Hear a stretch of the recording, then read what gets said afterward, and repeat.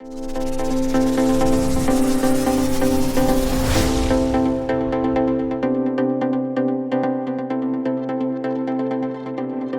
right, you guys ready?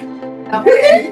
All right, well, thank you for coming today. This is really cool. So we did this class, me and Angie, because it was kind of a spin-off of the class that you guys probably saw with Chris Schaefer and Mark Christakis.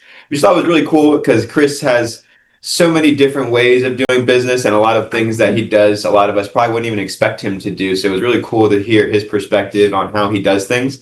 And as we were listening to that, me and Angie were like, well, we have a lot of cool stuff we could share too. To talk about. So we wanted to kind of do Very like different than Chris, right? And, That's yes. why too. There's no one perfect way to do this. Exactly. And you're going to see today, Angie does things differently than I do. We do a lot of things very similarly, but there's going to be some things that we do differently too, because we found that it works for us. So don't feel like you have to copy, paste exactly what we do and how we do it. It's worked for us. So I do recommend trying it to see what fits better for you. But at the end of the day, you're still your own person. You're your own business. The way you run it is going to be different than me, different than Angie, different than Chris, different than everybody, right? So this is more so to like spark inspiration and ideas for you, to show you what's been working for us, how we've gotten to where we've gotten, and then hopefully we can help you get to the same place. All right, so we have our awesome interviewer over here. We'll see. We're pretty to answer questions or ask questions. Yes. But, all right, that being said, friends, let's kick it off. So a couple questions. First one, I guess, what made you guys choose real estate and what keeps you passionate about it today in this market? So for me personally, the reason I chose real estate is a little bit different than most people. I did it very blindly. A good friend of mine in college, his name was Peyton. He was on the baseball team with me, and he had gotten into real estate during his senior year of baseball. I remember seeing him on the bus studying for the real estate test as we were traveling 14 hours to Alabama for a game. And I was always asking him about it, just very curious about it, because his dad was this big shot broker in Georgia. And I knew Peyton had come from a lot of money. So I was like, oh, well, that seems pretty cool.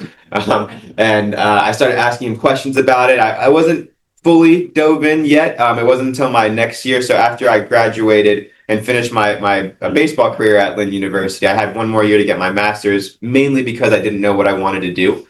I just stayed an extra year to try and figure that out. And I was going to go join the rent-a-car company, Enterprise, as just like one of their salespeople. I was going to have to be there at 7 a.m. every morning, washing cars, and then sitting behind a desk, finding out what trips people want to take. And it just sounded awful to me. So I was dreading it. The only reason I was going to do it is because Enterprise specifically targeted college athletes, because they knew we had a very good, work ethic and a good dedication to work, right? So they promised that I would move up quickly, and I had a friend doing it that was doing pretty well, but it just didn't seem right to me. So one day I'm sitting at the lunch, and Peyton comes back to school for the first time in a while, because he had already graduated. He just came back to visit, and he comes, sits down with me at lunch, and he's like, hey, so what are you going to do after this? And I was like, oh, I'm thinking about Enterprise. And he asked me like what my salary would be, and there was going to be like 40-something thousand, I think, was the starting salary, which I thought was going to be good for me to start out of college. And Peyton was like, well, let me show you something. Do you know how much money I would make if I sold a $2 million property? And I was like, I don't know, maybe a few $1,000s. And he pulled out his calculator, did 3%, showed me 60 grand. I was like, off one sale? So without even knowing what a listing was, I signed up for real estate school. I had no idea about real estate, went straight for it. I knew so little about real estate that when I passed my real estate test and I joined a brokerage, I was at the brokerage every single day for a month from 9 to 5, because I thought this was my job.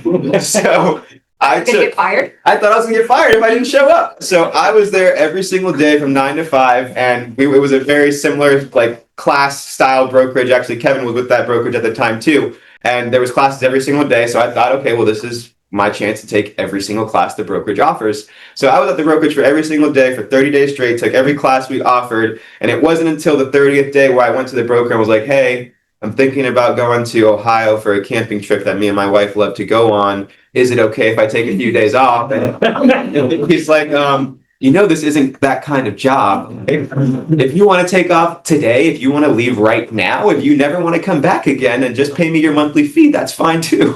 I was like, what do you mean? I thought I had to don't I only get like 2 weeks a year or something like that? So I had no idea. I just saw a cool calculation on a calculator that sounded really good. And I was like, well, let's go for it. So seeing that 60,000 was enough to get me into it, but it wasn't really enough to know what I was doing with it. So I think it did give me an advantage though, because I took so many classes at the beginning. It really helped me just be prepared, so by the time it was time to jump into sales, I was kind of using that same schedule. So I would work from 9 to 5 real estate every single day. At 9 o'clock, I was making my phone calls, my prospecting, and that kind of turned into a new passion of something I had no idea about. So actually, the silver lining came out of nowhere with something I didn't expect, and it's worked out to really fuel me in the future now. So I try and stick to a similar schedule now, just to make sure that I'm always on top of what I'm doing. Yeah. Well, my story's completely different. I think most people get into real estate as a second career, right? Like, I think that's probably the most common way. Real estate is your second career. So I've always been in small business ownership. I've always owned my own businesses. My family does too. So I've worked for my family and I've worked for myself, and that's really been it. So this no boss thing is right up my alley. My husband was always interested in real estate. We lived in Miami. He moved down to Miami with me, but he's from Orlando. And then we decided to move to Orlando. And he really wanted to be in real estate. So he got his real estate license when we moved back to Orlando. And he wanted to be investing though. That's what he was about. So he worked for a wholesale company doing that. And he did really well with it. He's very good at sales. And then we started investing in real estate, and he kept telling me to get my real estate license. And I kept saying, no, that's so stupid. He gave me the real estate book. I literally fell asleep with that book. It was just so big, so exhausting. I was just like, no, this isn't for me. My other careers, I always worked with kids. I owned a kids gym in Miami. And then it was a lot of struggles that were hard for me, with like a lot of overhead in that business that I had, a lot of employees, college, young employees, college students. So it was a lot to manage. And I just knew I didn't want to do that type of overhead business anymore. So then I started being an administrative assistant to another realtor that was very successful in our area in Orlando. Just Keller Williams realtor, just well known, been doing it forever. She just needed a lot of help with different stuff. So she paid me to go to the Keller Williams classes, to learn about contracts, to learn all the Keller Williams classes. She paid me an hourly rate to go to these classes. So I wasn't licensed. I was just her administrative assistant. I did that for about 6 months. I was also helping her with things like her DA and her closing things. So I started seeing how much money she was making. And I was like, wow, $15 an hour working from home with my kids. It was a pretty good deal. But then when I saw the paychecks that actual real estate agents were making, I was like, well, I guess I could put up with that book, right? I guess I could read that stupid book, do an online class, and figure it out. So I did that, and my husband was very happy. So I helped him for a little while too, just with his transactions, kind of more just on the administrative side, and then decided to get into sales and just hit the ground full throttle with that. And it's just always been just a perfect fit for me, even though I didn't see it. It's one of those weird things, like you're like, oh, well, why didn't I think of this 20 years ago? But it has been just kind of something that just fell into place as a good fit for me, fitting a lot of the criteria that I have in a job. And it's given me the freedom to be able to be with my kids and my family, and still do things and make a very good living. How are you staying motivated today? Are you still staying passionate? Yeah. I think one of the big things that I like to tell a lot of new agents too is that you really have to focus on the small wins. If your only focus is on that closing day and that paycheck that you get, those don't come as often as the smaller wins. So it gets really frustrating if, even if you closed one house a month, that would be doing really well, right? Agents who close one house a month, that's great. You could definitely support yourself on one house a month. But if you're only happy on one out of the 30 days of the month, that's a problem. So focusing on the smaller wins is really how I stay motivated. I love tracking things. So I like seeing that I made this many number of calls. I got this many conversations. I had this, I set this appointment, and then I went on this many appointments, and I got this many listings signed. Like, that helps me. Those small little wins help me to stay focused and motivated, even though, there's times when closings are very slow, and then all of a sudden they're crazy, right? Just kind of how it is. How about you? How do you stay motivated, Alex? Yeah, I think like focusing on the wins and celebrating it is very important. Like, me and Caitlin try to make it a thing that every time we have a closing, no matter how small it is, we go have a nice dinner somewhere. But also anytime something good happens, we kind of use it as an excuse to do something for us too. Doesn't matter if it's, we're writing an offer today, or I got a new client or a new referral or whatever it is. you should celebrate that, because real estate is they're so far in between your closing, especially at the beginning, that you don't want to wait 30 days to be happy about where you work. You want to enjoy the process. So I played baseball growing up, and something that was big for me was in order to be great at something, you have to learn to enjoy the process. Otherwise, if you hate the process and you only like the result, then you're never going to get the result.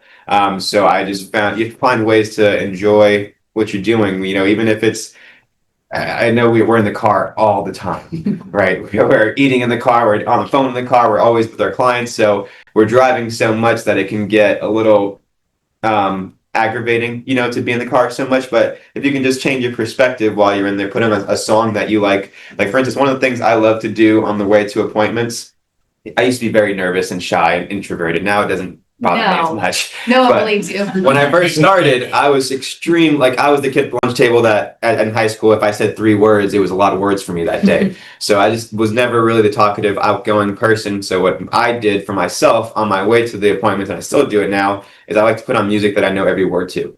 That way I'm just in there jamming to Lil Wayne or Drake, whatever I have on. But it kind of psychologically changed your mind right before you approach that door. Instead of silence the whole way, like, crap, what am I going to say? How am I going to approach this? What am I going to do? Is he going to like me? What if I don't have enough experience? And all those crazy thoughts run through your head. If you're just singing a Millie the whole way there, all of a sudden you feel confident. It kind of grounds you before you get in there, so you have to trick your brain into being that confident person. Because at the beginning, you really do have to fake it till you make it. And then eventually you're going to do enough stuff to where the people around you will kind of start to fuel you, because they'll see how hard you're working, and they're going to compliment you, and they're going to see you're closing those deals. And even if you're not closing deals yet, they just see you at the office. Like for me, it took me 6 months to close my first deal, and then I closed 6 deals within that next 6 months. But those first 6 months were very hard. I remember my mom put my real estate board dues on her credit card. We didn't really have a lot of money, so it was like she was calling me all the time, like, what's going on? When's that first sale coming? It was a lot of pressure, Ben. I put so much pressure on myself at the beginning, and it wasn't really until I just kind of found a way to accept the process and tell myself, like, yeah, it's like, think of it like baseball. If you bat 300, you're a freaking Hall of Famer. If I can get 3 people out of 10 to say that they want to meet with me, that's good. And if I can get 1 person out of those 3 people to want to work with me, I'm doing really good. I'm a Hall of Famer in real estate if I get enough people. So it's just, I kind of I translate everything to baseball for me, because that's how I vision things. But I just see it that if you are so focused on all the failures, you're going to lose sight of the fact of how good you're doing. Just like a baseball player, if they focus on they get out 7 times out of 10, they're going to think they're not doing very good, but the rest of the league is like, how the heck are they getting on base 3 times out of 10? So it's all about perspective. And if you really look at where you're at right now compared to where you were a year ago, compared to where you were 5 years ago, you're probably doing something now that you thought you never were going to do. So it's all about kind of just finding ways to be proud of yourself, throughout the process. And even at the very beginning, be proud of yourself that you took the chance, because real estate's hard. 90% of people don't make it in this business because they don't put the right practices in place, or they don't believe in themselves, or they let things get in the way. But if you just keep putting that foot in front of the other, you're going to get it. The next sale is only a certain amount of people away from you to talk to, whether it's going on FISBO appointments or even just talking to random people outside. It's just a conversation. And once enough people know you're a realtor, the sales will come. So it turns into, I don't know, more of a game in your head and more exciting than such a fear. Like when you're worried at the beginning about how you're going to make your first check, it's kind of hard to really focus on the prospecting because you're so nervous about getting that first deal. But once you get into a rhythm of it, you're not as worried about each deal, and you're more, I don't know, you feel better about it. You're not going to give up your entire commission to save a deal every time the first thing happens. You're actually going to be like, okay, well, I have resources. I can figure this out. There's a way that we can do this. So it's just, I don't know, finding that calm. And it's all about just putting yourself through as much repetition as you can. Perfect. So aside from, belting out Fergie in the car, what does a typical day in real estate look like for you guys? So I was going to say, for me, it's really different every day in a way, but it's also similar every day in a way. It's based on my calendar, right? So I have certain things that I do every single morning. Like I go to the gym every single morning. I meditate before I go to the gym. I come back. I have my protein shake. I have this whole. What time do you get up? So it depends on I've been trying to get up. I was getting up at 7, going to the gym at 8. Could beat you, and I think that might be one thing. So Definitely. when we were working in the office, I was up at like 5 or 6, and then I'd be at the gym at like 6 or 7, depending on the day. And then we'd go to the office afterwards, and that was a lot. So now that I don't have to be at the office anymore, I do wake up a little bit later. So I prefer to be up at 7, but it's been 8 o'clock lately. But then I go to the gym. I spend my hour or two there. I have like a whole process, and if I know I'm going to do it for that late in the day, I won't schedule my appointments until after noon or after 11 or something like that. So I set it up to where I have my time in the morning, but I know I don't let that time affect like the rest of my work day. Like if I'm gonna work 8 hours, then I'm gonna do it even after that point. Or typically I don't even count the hours that I'm working. I'm usually just keeping myself busy until it's nighttime.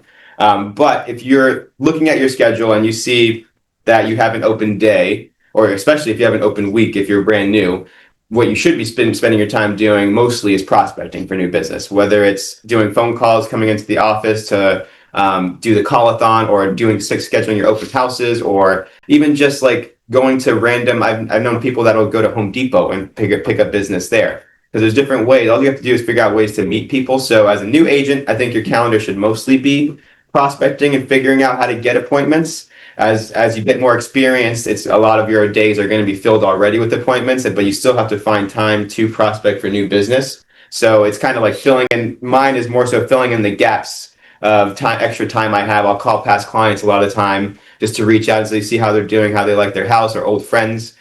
So you should always be just finding ways to contact as many people a day as you can. For sure. Yeah, I mean, my days are pretty structured. I wake up usually at 5:30. I like to sauna, hot tub, chill outside, spend some time meditating and listening to worship music, things like that. And then I like to come into the office. I really feel like I work better here. When I'm at home, I'm getting snacks from the kitchen. And I'm like, let me throw in some laundry, or let me do this or that. I'm easily distracted at home. Even here I am. Let me walk to Starbucks now. So I like working here from the office. I get motivated. I hear Eileen in there yelling at people, and it pumps me up. Puts the fear in you. Pumps my day. No, just kidding. She's the most patient thing ever. So that definitely does help me. I have prospecting on my calendar. I've stuck to at least 2 days a week of prospecting for years now, and it really pays off. And then I have days of the week that I reach out to my sellers, days of the week that I reach out to my buyers. And then, when you're new, like you said, a lot of it's got to be prospecting and just education, right? Just learning everything that you can learn, filling up your calendar with that. And then I think the education slowly fades to appointments and the prospecting that you're doing and the knowledge that you're getting resulting in appointments, which is great. I try to keep my appointments in the afternoons, evenings, weekends, a couple times a month. I'm still doing open houses. So I feel like those really are great lead generating sources. So I don't want to give those up. Doing a lot of Instagram content. So I schedule a lot of my time is going out to houses, either my listings or other people's listings, and filming stuff, taking a lot of B-roll to use for different things. That's pretty much most of my day, but it definitely changes the longer you're in real estate. How far ahead are you guys? Like, are you on like, okay, Monday, got to get my week scheduled, push forward, or do you have a shorter time frame that you're reevaluating? Do you have a sort of time cycle that you just make sure every 3 days I'm booked or whatever? Yeah, I have every Sunday I have on my calendar to do a week review to see what's going on, to see what I need to change, if there's personal things that I'm going to take off for, and make sure that's blocked off. And then whenever I'm doing my prospecting before setting appointments, I have my days that I want to go, the times that I want to go on appointments written down before I call people, so I know, so I don't kind of overbook myself. But I have a pretty structured routine of Tuesdays and Wednesdays doing these prospecting on Google Meet with my accountability partners, and Monday following up with appointments from the weekend with showings of my listings, and then Thursdays being more about filming content. I have that blocked off since I'm working on my YouTube channel now. So filming content on Thursdays, and then Friday, trying to keep Friday open for like filling in the blanks of things that didn't get done during the week. So if there's more buyers or sellers that I have to follow up with, doing those there. So I have pretty structured days for how I do things, but I know not everybody works that way, but that's just how my brain is happier. So I try to keep all my real estate work, besides open houses, I try to keep all my appointments and everything on Monday through Friday, just because me and Caitlin tend to have our weekends booked out for like a month and a half in advance. So Monday through Friday is my time to really like lock in with my people and make sure I'm giving them everything. And I'm usually at any given day, the next 3 to 5 days usually have appointments or some type of meetings or something. So typically my weekdays kind of fill up as I go. And if I see there's something empty, I can try and take advantage of that time with maybe prospecting or taking the time to call my people again, or just figuring out ways that I can use that time valuably for real estate, to get more appointments on my calendar. But at the beginning, it's kind of hard because you don't have people reaching out to you constantly to set those appointments. So you have a lot of free time. So like she was saying, I think the education is huge. Something that we both kind of said in different ways is at the beginning, she got paid to do classes, which is awesome. Yeah. But we both did all of the classes that our brokerages offered, basically every single one. Yeah. So I think that is, and multiple times. That was another thing I did too. Yep. So they made fun of me at my first brokerage because I could basically recite the classes because I knew them so well. But doing that makes it easier for you. Like Kobe Bryant used to say that anytime you're nervous for something, it's because you didn't prepare enough for it. And I'm a big believer in that. So I would take classes like 5 times so that I can go through the role playing and the scripts and everything so many times. And you tend to see a lot of people in real estate, they'll take a class one time, then they try to do what they learned from that class and it doesn't work. And then they say, oh, that stuff doesn't work. And the problem with that is no matter how smart you are, I like to consider myself a smart person, but Harvard University says that people can only retain, even a genius can only retain about 30% of what they receive in a class. So if you're the smartest person on the planet and you're listening to what we have to say today, not everything is going to stick with you. It might sound good and then aha moments in the moment, but then you go home later and you're like, what did Alex say that he used to do again? It doesn't always stick. So you have to, especially like the classes where you go over role playing and scripts, it should be like the back of your hand. Like I can still recite the FSBO script from my last brokerage that I learned 8 years ago because I said it so many times. So I think it's important because the more you can do that, the easier it gets in the moment. And when you're not nervous with the seller, they can feel that, like your confidence is such a important factor. Like you can be the best realtor on the planet as far as resources go, but if you're not confident in the moment, you'll lose it to someone that is confident. Like the guy Andrew Duncan said at a conference that we were at. I don't know if you guys know who Andrew Duncan is, but he's the Duncan duo. They do like 1,000 sales a year, so they're pretty good at what they do. Mm-hmm. But he even admitted, he's like, I'm not that great of a realtor. If I'm being honest, there's a lot of you that are better than me out there. I'm just a really good marketer and I know my stuff and I'm confident in it. So it's really all about presentation and putting your face in front of more faces. And if you can do that, you're going to be super successful. And then having the education to be good to your client, the resources to save their deals is going to make you this ultimate realtor. Abraham Lincoln said, if I had 3 hours to chop down a tree, I'd spend 2 hours sharpening the axe, 1 hour to cut. Preparation. I love that. Alex, what do you think? How many hours a week would you realistically say you work in real estate on an average? Typical week.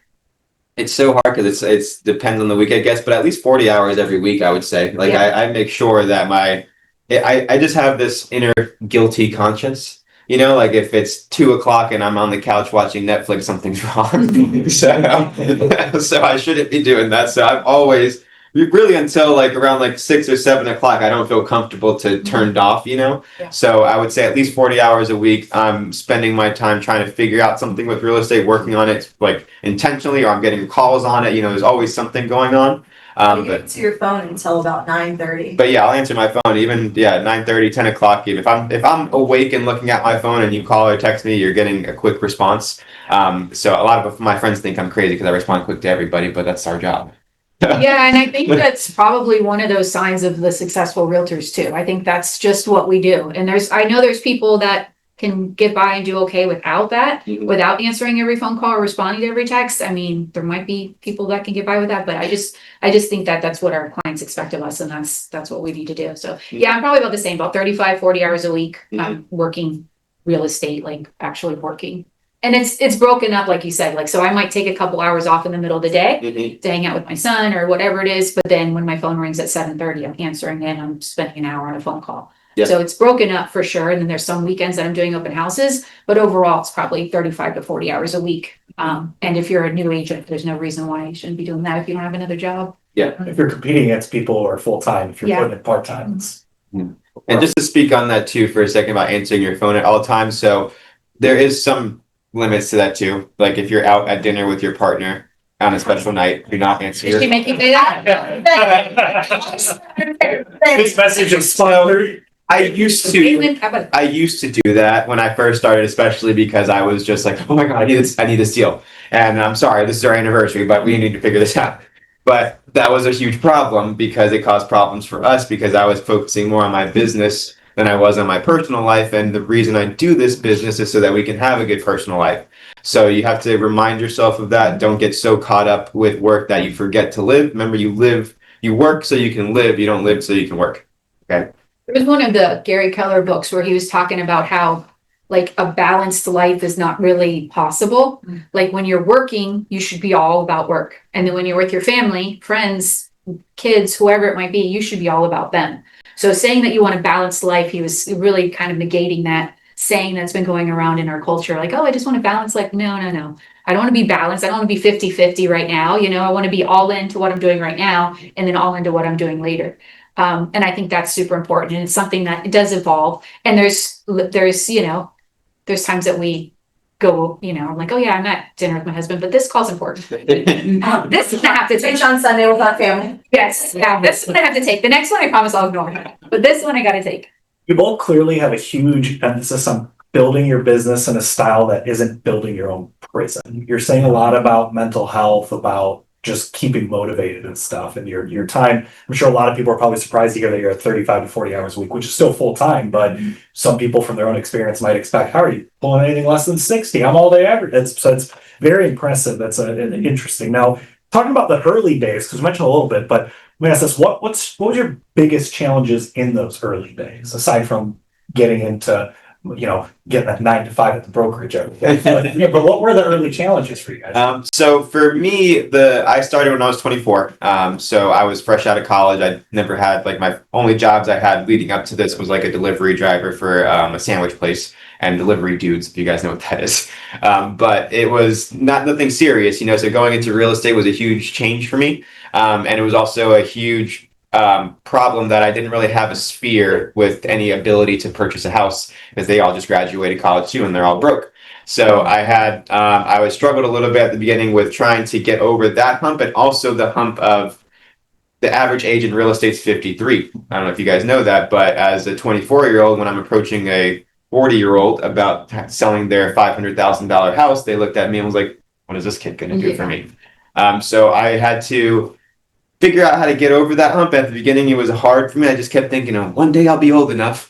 And I was like, well, I don't want to wait. Still don't look that old. Yeah, I still don't look that old. So I realized that it's your energy and confidence in the moment can change all that. Like if you show up as the young person and you spit out a bunch of facts, that's what I started to really take advantage of all the classes I was taking because I would use those facts in person with people. And every time I would say, well, this is that, this is that, this is that. Did you know that this is 96% of that, or this is 67% of that? I would try to but have all these facts ready to go in my presentations. And as I'm spitting all these out, I could see their faces go from it would be this change that I went from this young kid that didn't know anything to the young hotshot in their eyes, that they're like, okay, well, this kid knows what he's doing a little bit. And something I did at the beginning too that I recommend is I was very scared of the question of how many sales do you have?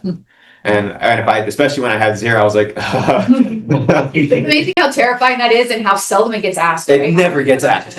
Now we all have the same fear, but it really is very seldom. It never gets asked. And now I'm at a point where I'm like, please ask me. It's the rag now. Yeah. So, but at the time, that was my biggest fear. So what I did, I went to my mentor. I was like, hey, so how many sales have you done in the last year? And she had done 16, I think it was. So on my appointments, I said, me and my partner have done 16 deals for over the last year. And if they would ask anything about that, it was always me and my partner. They don't have to know it's me and my mentor. Don't say mentor to a client because then you're like, oh, well, you don't know anything. Yeah. You want to keep that professionalism. So I always said me and my partner. Make sure your mentor is okay with it, but your mentor is partnering with you on that deal. If you think about it, they're getting paid on that deal. They're going to help you with that deal. So that client is getting your mentor's expertise. And if I'm being honest, I don't think I ever had to tell a client that because they never asked me. Yeah. But I was always ready to say it, you know. So just having that in the back of my mind made me feel more confident.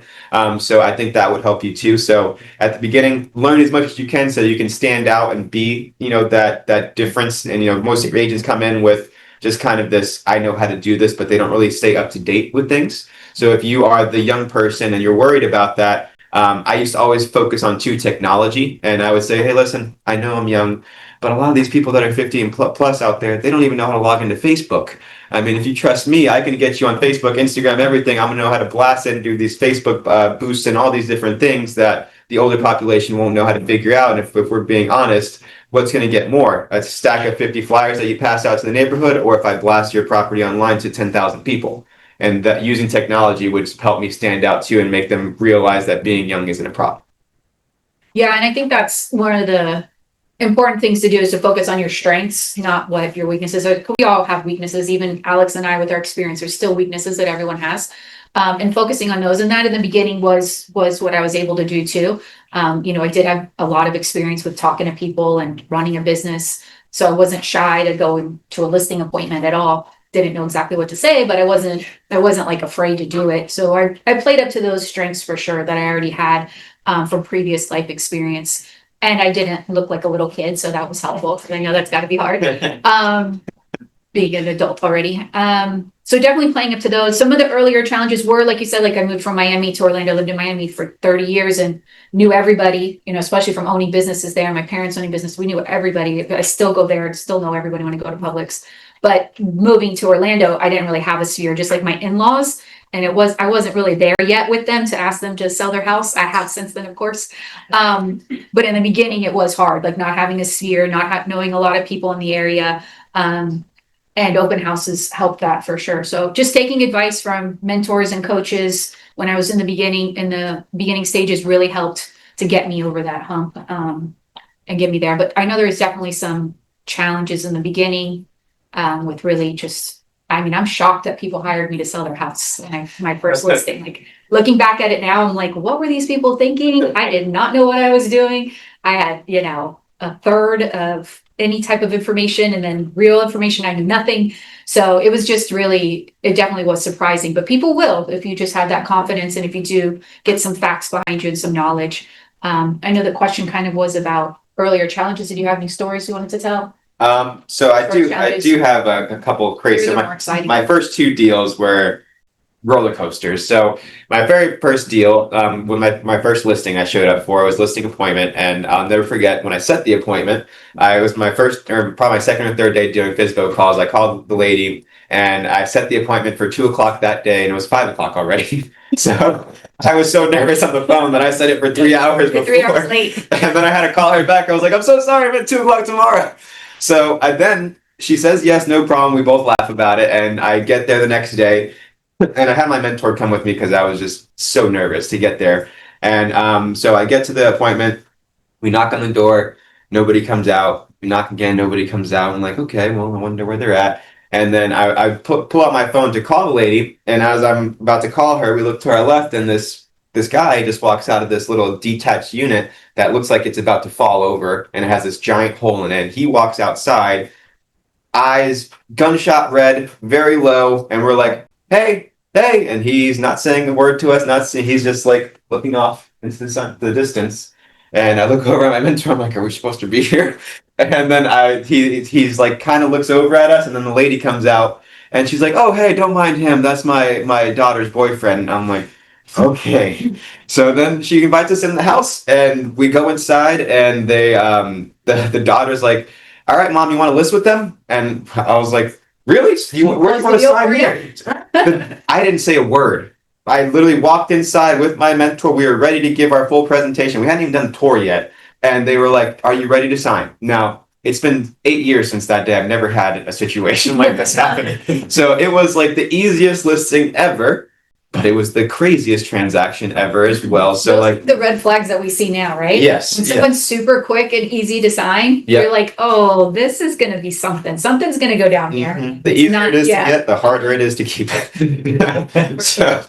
This one was a tough one. It took me 6 months to sell, and we had a 6-month contract. So I remember I had a week left before we expired, and I was at our office's class, and we did a pitch session like we do at the Power Forums, and I happened to pitch my listing, and the lady sitting next to me was like, "Oh my gosh, that's what I'm looking for my buyer," and it just worked out so that she wanted to buy it. So on the day of closing, this property is 5 acres, and it had a main house on it, and it had this beaten down trailer at the front of the property that looked uninhabitable. Now, this is a different structure than the one that the guy walked out of. So at the front, this trailer looked like there was no possible way anyone could ever live there. And on the day of closing, I get a call from the buyer, and he's like, "Hey, did you know the seller's brother is living in this trailer? Both of her brothers are living in this trailer up front." I was like, "What do you mean? That's not even possible. Like that, if you saw a picture of it, you wouldn't think anything could live inside besides bugs." And I walk up to the trailer. I have to leave my house instantly, drive over there. Thankfully, it's only 10 minutes away. And I get there and I start walking inside. And in the trailer, it's trash to the ceiling. Oh my God. And there's only like this little sliver of space that I had to go through to get to the back room. And I find these 2 guys on piles of trash. One has his chair on like a garbage bag and it's like leaning like that. Sorry. But he is leaning off of it, and the other guy is laying down in trash. And I'm like, "Hey, did you guys know that your sister sold the house? The buyers are closing today." And on top of that, a demolition crew is here to take this trailer away.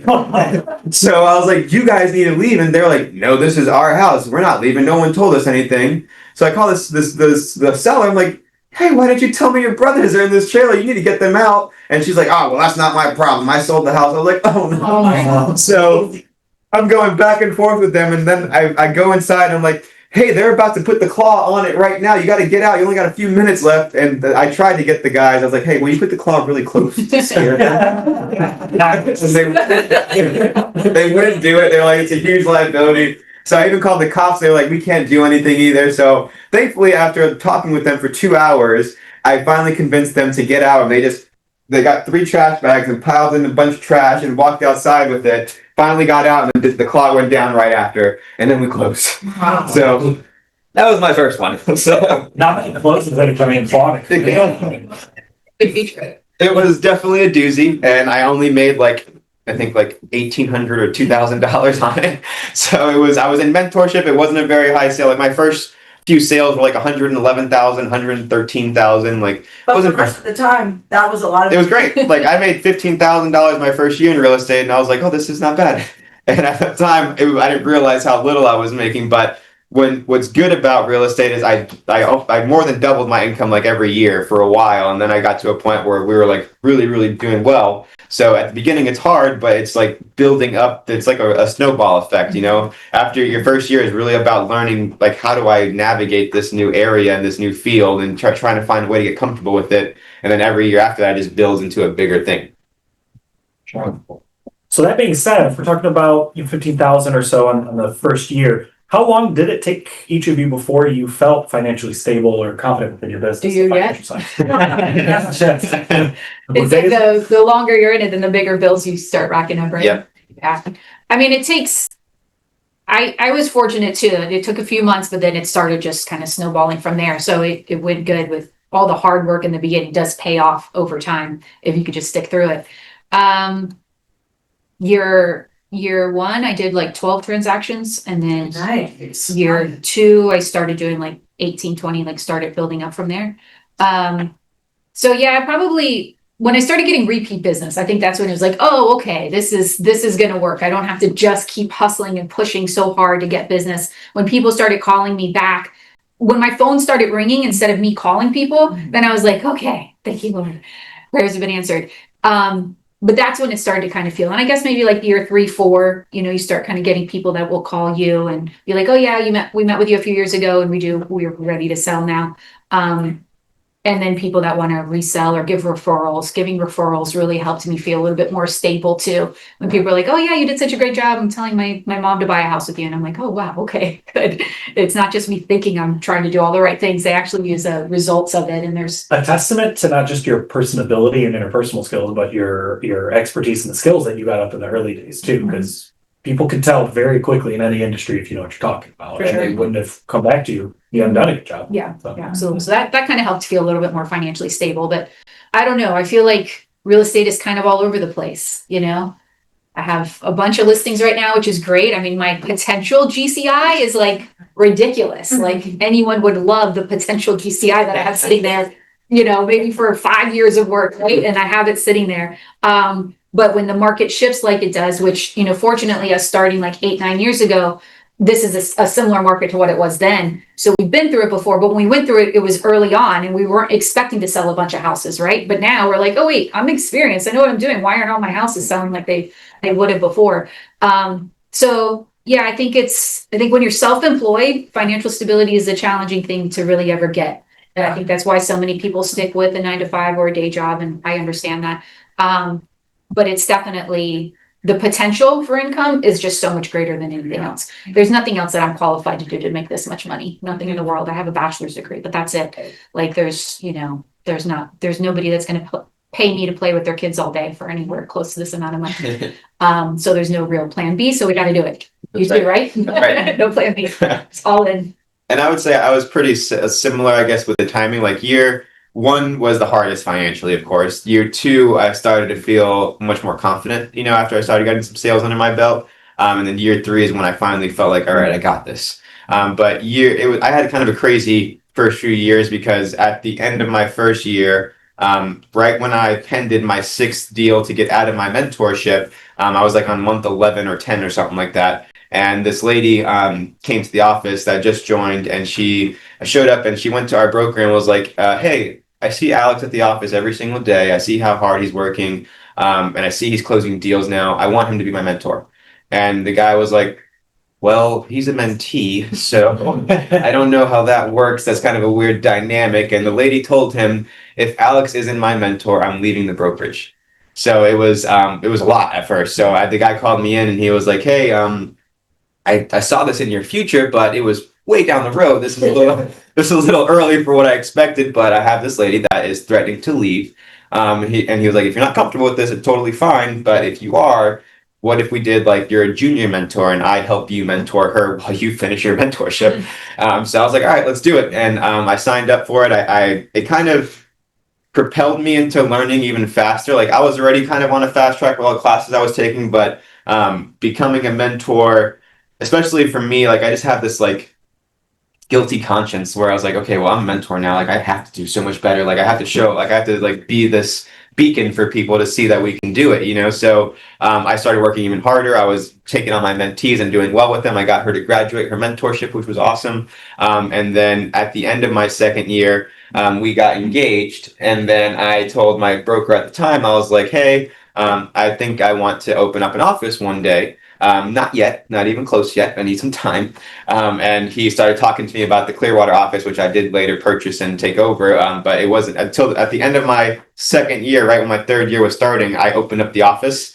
So it was like right as I was getting traction in my own sales and starting to really pick up, I switched gears and went and opened up my own office, which was awesome. And it also propelled me to learn even more because now I'm the mentor's mentor. So I went really fast up the ladder as far as like having to educate people in the real estate world. But I think that I'm just kind of a person that if you put me into a challenge, I'll just figure it out. You know, Means to every opportunity. Yeah, every single whatever opportunity came my way, no matter how early I was in my career, I was like, yep, I'll do it. I'll figure it out, no matter what it was. And I would stay up late trying to study and try and figure out ways to be, you know, on the same level as the other mentors in the office that were doing so well. So I think if anything comes your way, you should take it. And if it scares you, it's probably a good opportunity that you probably should take. If it doesn't scare you, then you probably shouldn't do it because it's not hard enough, you know? I just think that the more we move through life, a lot of times people tend to think, oh, well, it's just so easy for them. You know, they're not scared of anything. They have no fear. And even before coming up here today, like there's still a little bit of butterflies before you start talking. And as I start to talk, it gets more comfortable. But with everything, like we're still people, you know, but everything that we do is nothing different than what you can do. It's just we've done a lot of the failing to get to this point already. So it's easier, you know, so it's just a matter of putting yourself in those situations. Yeah, I started mentoring really quick too. Like since I was doing classes before I got licensed, then when I did start doing like the Keller Williams classes, usually it's like the same agents, like you guys probably have a lot of same agents that you started with. Everybody would come to me to ask the questions. And a lot of times I was able to figure out the answers, mainly because I did the contracts class 3 times. So I'm like, yeah, I know what that says now. Never written one, but I know what it says. So yeah, I started into mentorship really quick too, just kind of, and then the same type of thing, like you're feeling like, oh, now I got to go do this. Oh wait, I told you to do your calls. Okay, let me go do my calls too. Let me go do this. I told you to do this. Yeah, I need to go do that too. And I love that part of it too, because it helps me stay motivated. When people are calling me and asking me for ideas, it makes my brain start working along that path too, to where I'm like, okay, I see you made me think out what it is that should be done. So now it's at the top of my brain and I'm like, yeah, now I'm going to go do that, because you kind of gave me that question that helped spur me on to doing the next thing. Clearly, no matter what point or what next threshold of success you guys have passed through, you're not resting on your laurels is one of the biggest points that is just clear, where that word stability is almost a misnomer. It implies comfort, which then breeds stagnation. You guys are, even if you're considered, oh, I got stable, I'm doing better, you're still taking every new opportunity out there. You're not resting on your laurels. And still getting coached and mentored ourselves too. So, there's no top level in real estate. There's always still more to learn. There's always different avenues that you could go down. And there's always a need for coaching and mentorship. I pay a coach to meet with me twice a week. And she's super knowledgeable about all different kinds of things. And, I'm doing classes, I'm going to events, I'm doing extra things to still keep learning. And I think that's super important. And I know Alex is too. We've both been to like Tony Robbins events and other things to just better ourselves overall. Yeah, Ben Franklin said, the more I know, the less sure of things I am. Big focus, always be learning. Love that. So where am I? Here we go. Yes, forgive me. So if we're talking about our day-to-day, just activities, actionable things that you guys are doing, what are the most important habits or daily routines that contribute to not only your current success, but historical, back in the early days? What are those day-to-day activities that are leading to your long-term success? Is our audience enjoying this? Is there any questions from the peanut gallery over there, you guys? Any questions? Okay.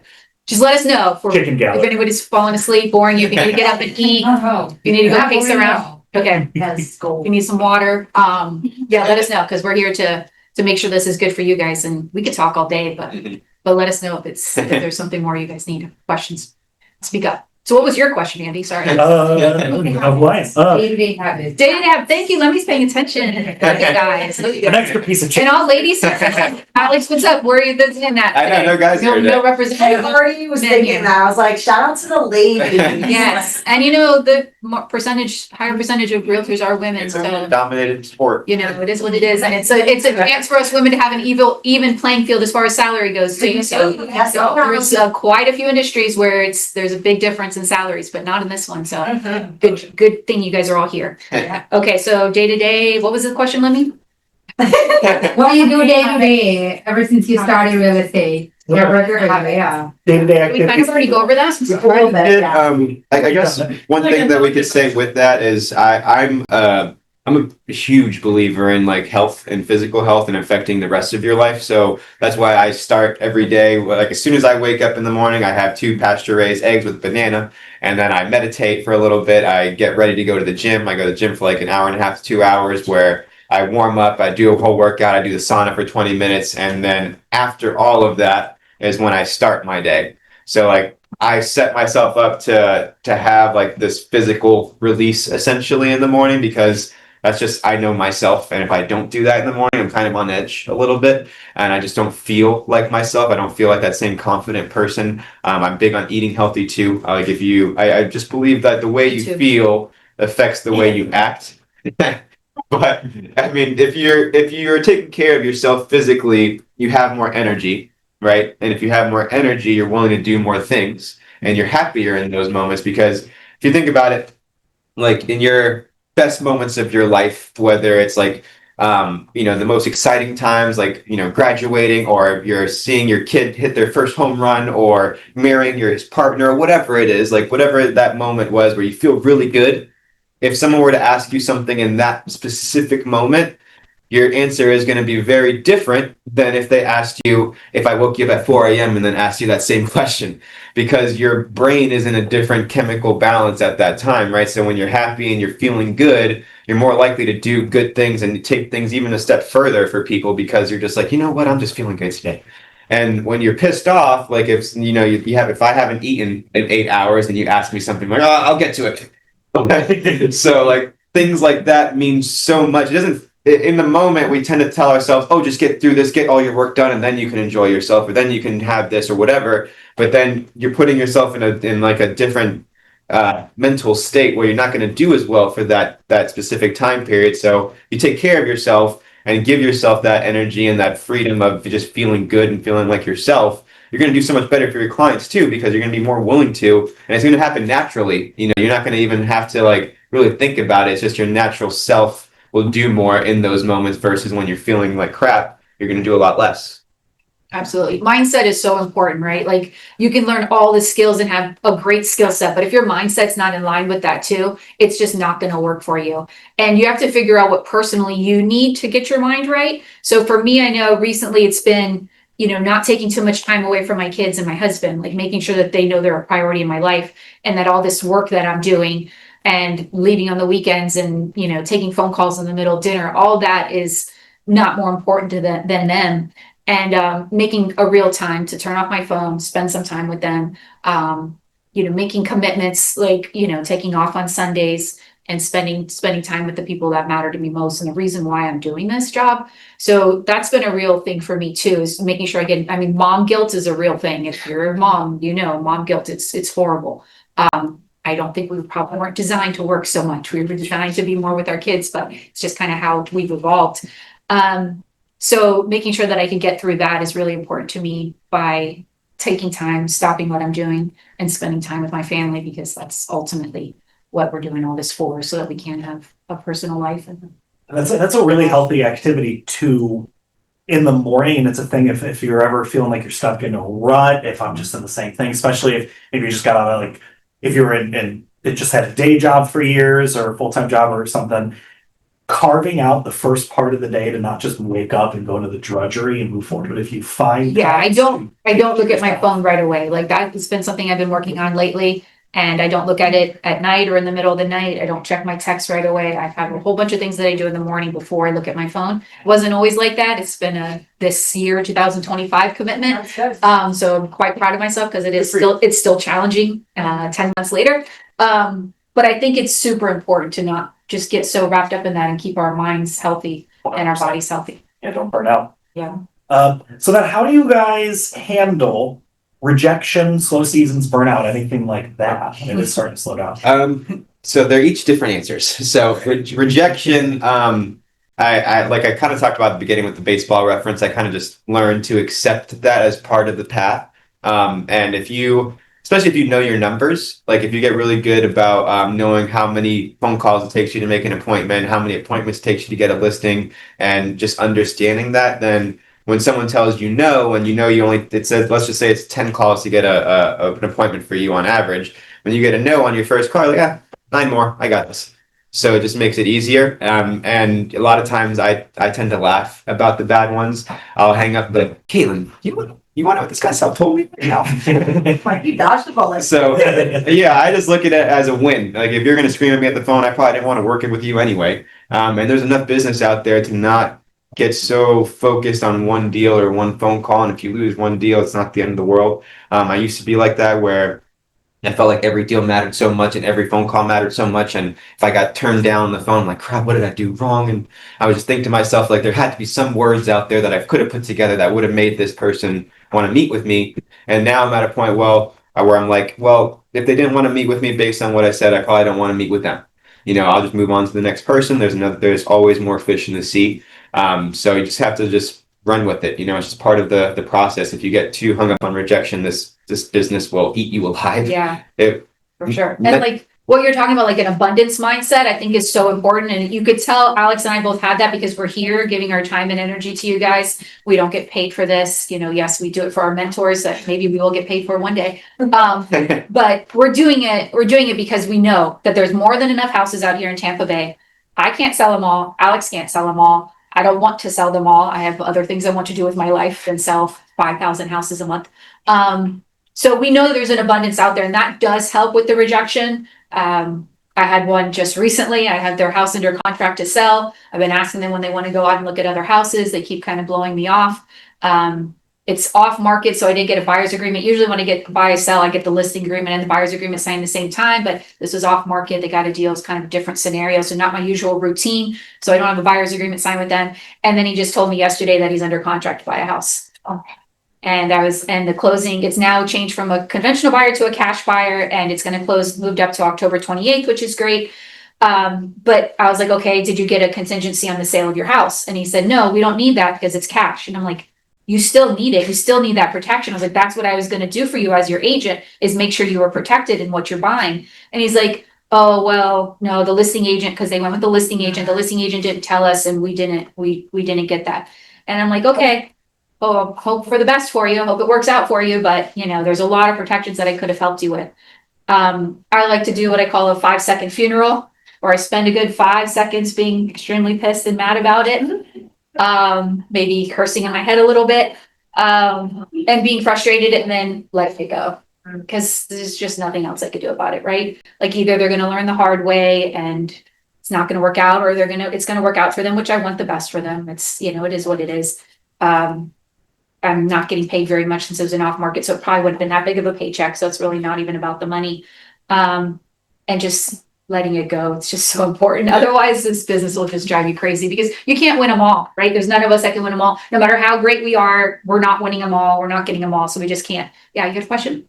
One of the most important things I heard you say was in your third year was when you got that switchback. So late work for 3 years can be discouraging, and that rejection comes from that. But if you keep the right mindset through the Absolutely. what you don't see is going to pay off.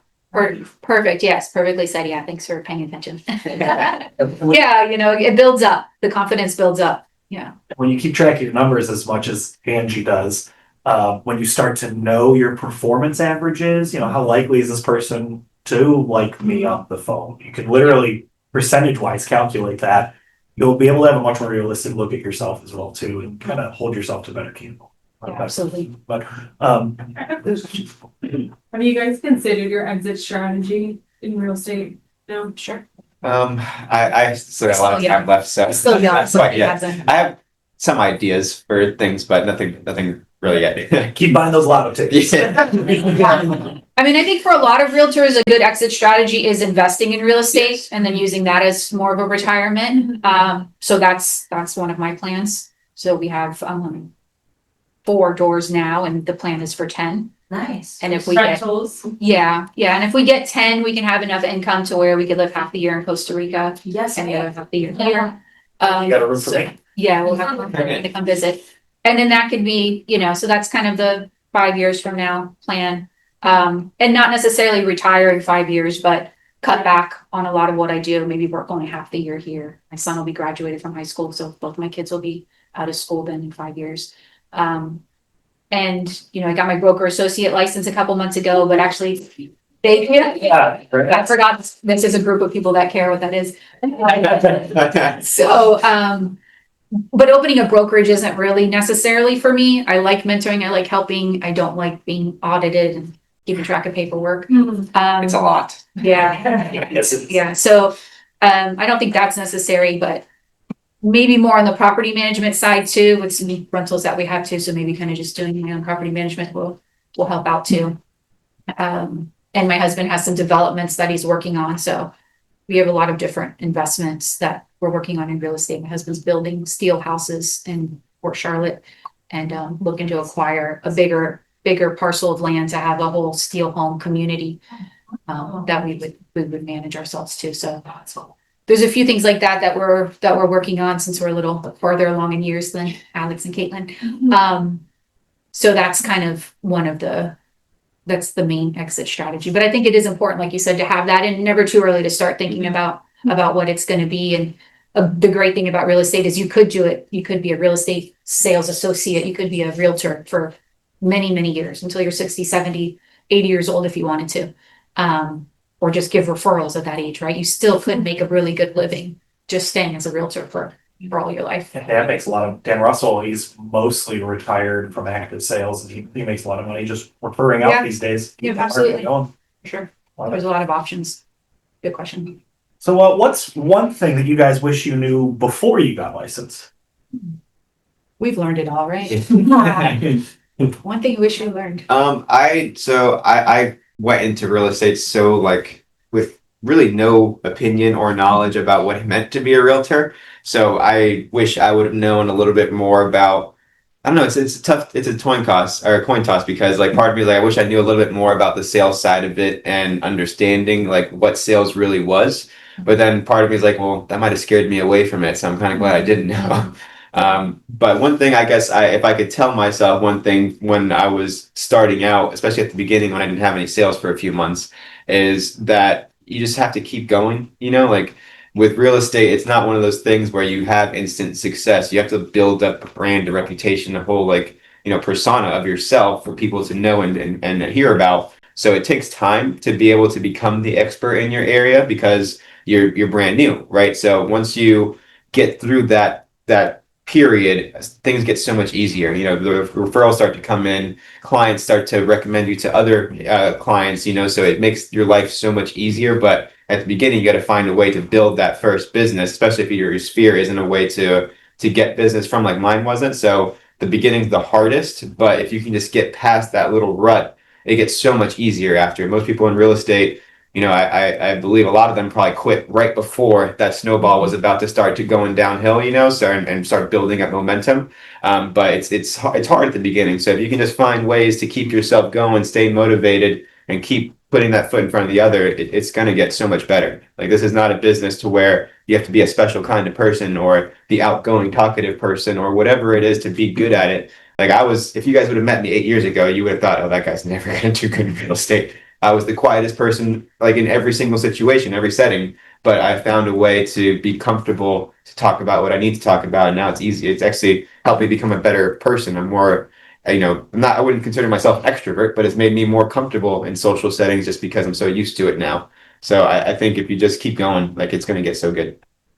Yeah, that's probably one of the main things too, like how important consistency is Mhm. and through your entire career, being consistent with things. That's something that I didn't realize was so super important, but it's probably like the number one only thing you need. If you're just consistent and you keep doing it and you keep putting in the work, you're going to get there because it's not rocket science. It's not you don't have to be the best at sales skills. That helps, but you don't have to be the best at that. You don't have to be the best people person, but it helps if you are. So there's things that will help personality wise, but there's all different types of people and personality styles that are good at real estate sales. So I think it's just the people who are consistent and who keep doing it, keep coming back for this torture we call our career. That just keep coming back. I think that's I didn't really realize how important that was going to be. I thought it was like, oh, I got to learn everything. Oh, I got to learn how to talk to people. Oh, I got to know exactly what to say. I have all these things I have to learn in order to be successful at this job, when really the only thing I needed to be was consistent. Yeah, no, I'd agree with that. We got a whole video on CQC, consistency, quality, and then creativity with consistency. Any industry, it's the number one thing you need. It's the first thing. Wonderful. So then how do you guys, if we're talking about how competitive the market is, how do you attract and retain clients in today's competitive market? How are you standing out in comparison to other people? What's getting you that hook? So I like a lot of the business I do now has come from referrals just because I've built up like this brand of myself and people see me as the expert in my area. But a lot of it, like one of the most basic things with that is being quick to answer your phone, because the biggest complaint that I hear from most clients is I can't get a hold of my last realtor or lender. So make sure you have a good lender partner. But communication is such a major part of their experience, and the longer you leave them waiting for an answer, the longer they get stressed. So I think fast communication has always been something that I try and make happen for my clients because they want to know things when they want to know it. And then also just making sure that I figure out everything for them ahead of time so that it's not this like a stumbling through the process. I try and get all their answers answered up front.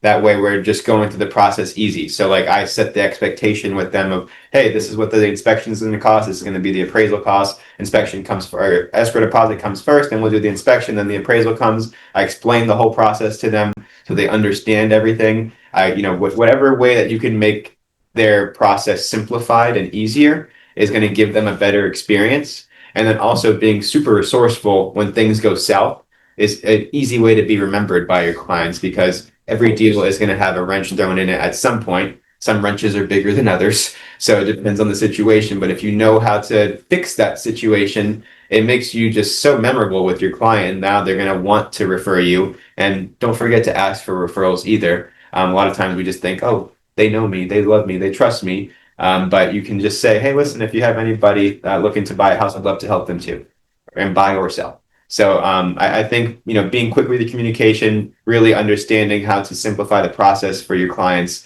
are really going to go a long way with them. Absolutely.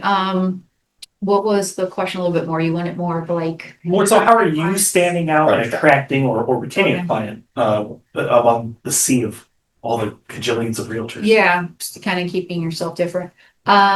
Communication, like you said, I think is way to get in front of them, because people have so many different ways of finding realtors, right? We have realtors that are attacking them from all different angles. There's stuff that's coming in the mail to your house. There's phone calls, cold calls that you're getting on the phone. There's ads on TV, on the radio, billboards. There's all these things attacking people that should be my clients, right? And kind of trying to distract them away from me. So staying in communication, providing value, making a plan for how you're going to continue communication with people maybe that are warmer leads or colder leads, and then also with people who are past clients, with things like stopping by and dropping off gifts, pop-by gifts, we call them, sending them market updates on what's happening with their market and their neighborhood, so that you become that trusted resource for them, calling them and reminding them about things like homestead exemption or anything like that, sending them their settlement statement at the end of the year when there's tax time and they may need that. Like, just going above and beyond with different communication with them, with past clients or people that I'm, reaching out to, helping. Like, I just helped a client over the last couple days with an appraisal dispute for his refinance. So he's not selling his house. I'm not making any money. He offered to pay me, but I wasn't going to take his money. And it's a neighbor, it's in my neighborhood. So of course I want the listing when he's ready, but still I helped him. I did a lot of work after anesthesia and not feeling good and going through my surgery. Did a lot of crunching numbers. I was telling Eileen, I think appraisal disputes are probably the hardest part of our job. Can you think of anything else that's hard? Rena, anything harder than appraisal disputes in our job? I've never had a dispute. Oh, goodness. So Look at you. Okay. Yeah, I mean, literally everything else is everything else is pretty, everything else is pretty like, okay, this is how you do it. You can go ask someone for help, but appraisal disputes are just a lot of work. And especially when it wasn't even a sale that I was going to get paid on. But it's for a client who does want to sell in January, and now 100% I'm his agent. It's a $2 million house, and he knows tons of realtors. He knows tons of, yeah, right. He knows tons of realtors. He has tons of options. He called me because I've been staying in communication with him, even though he hasn't had any intention of selling all these years, but I've just kept a relationship with him. He asked me for help, and even though I was on my deathbed, I still helped him. And I figured it out, I got it done, and I got it submitted for him. And just doing those types of things, being able to go above and beyond for people is just so important. They see that and they feel that, and he'll be loyal to me now. I don't need an agreement signed with him right now. I know he's going to be coming to me, and I'll continue to stay in touch with him. So communication is really kind of what helps. And then as far as like attracting new leads, it's really important to keep doing that too. We can't just rest on our past clients and, what we've built up. We have to attract more leads. We have to still be doing new prospecting. So, I've been working on that a lot with expired leads, open houses, help get new leads in the doors too. And, door knocking, still door knocking, some experienced agents who have 13 listings won't go out and knock on doors or do open houses, and hey, whatever they want to do. But I still feel like it is a good, I feel like it's a good referral source. And there's plenty of times when I'm knocking on a door and talking to somebody, and they're like, oh, you're the first realtor to ever come talk to us, and you're the first one to come have a conversation with us. Or there's been open houses at that house 6 times, but you're the first realtor that's ever come over to invite us over. So those types of things make a difference. Yes. When you're door knocking like that, what's your conversation like? I usually started off by saying, I'm inviting you over. Hey, my name is Angie. I wanted to invite you to come over. For the open house? So you're door No, knocking? I don't say open house, but yeah. But yeah, that's what it's called. Oh, you just say invite you to come by. Invite you to come on the street. No, I just say I want to invite you to come over, and then I hand them a flyer. That usually kind of lowers their guard a little bit, and then I start talking about what it is. Yeah, that's usually my intro line. That works pretty good. I try and take them through like a question. I when I'm at the door with door knocking for open houses, I try to get them to tell me what they don't like about their neighborhood is where I want to end up, because that's a pressure point that I can hit to say, what if I could take you somewhere where you didn't have that problem? So how I do my open houses, it's normal spiel up front. my name's Alex. I'm with Impact Realty. Just wanted to invite you to this open house, 1 to 3, whatever it is. But then I'll go into like a list of questions with them, and I always say, hey, while I'm here, do you mind telling me how long you've been in the neighborhood?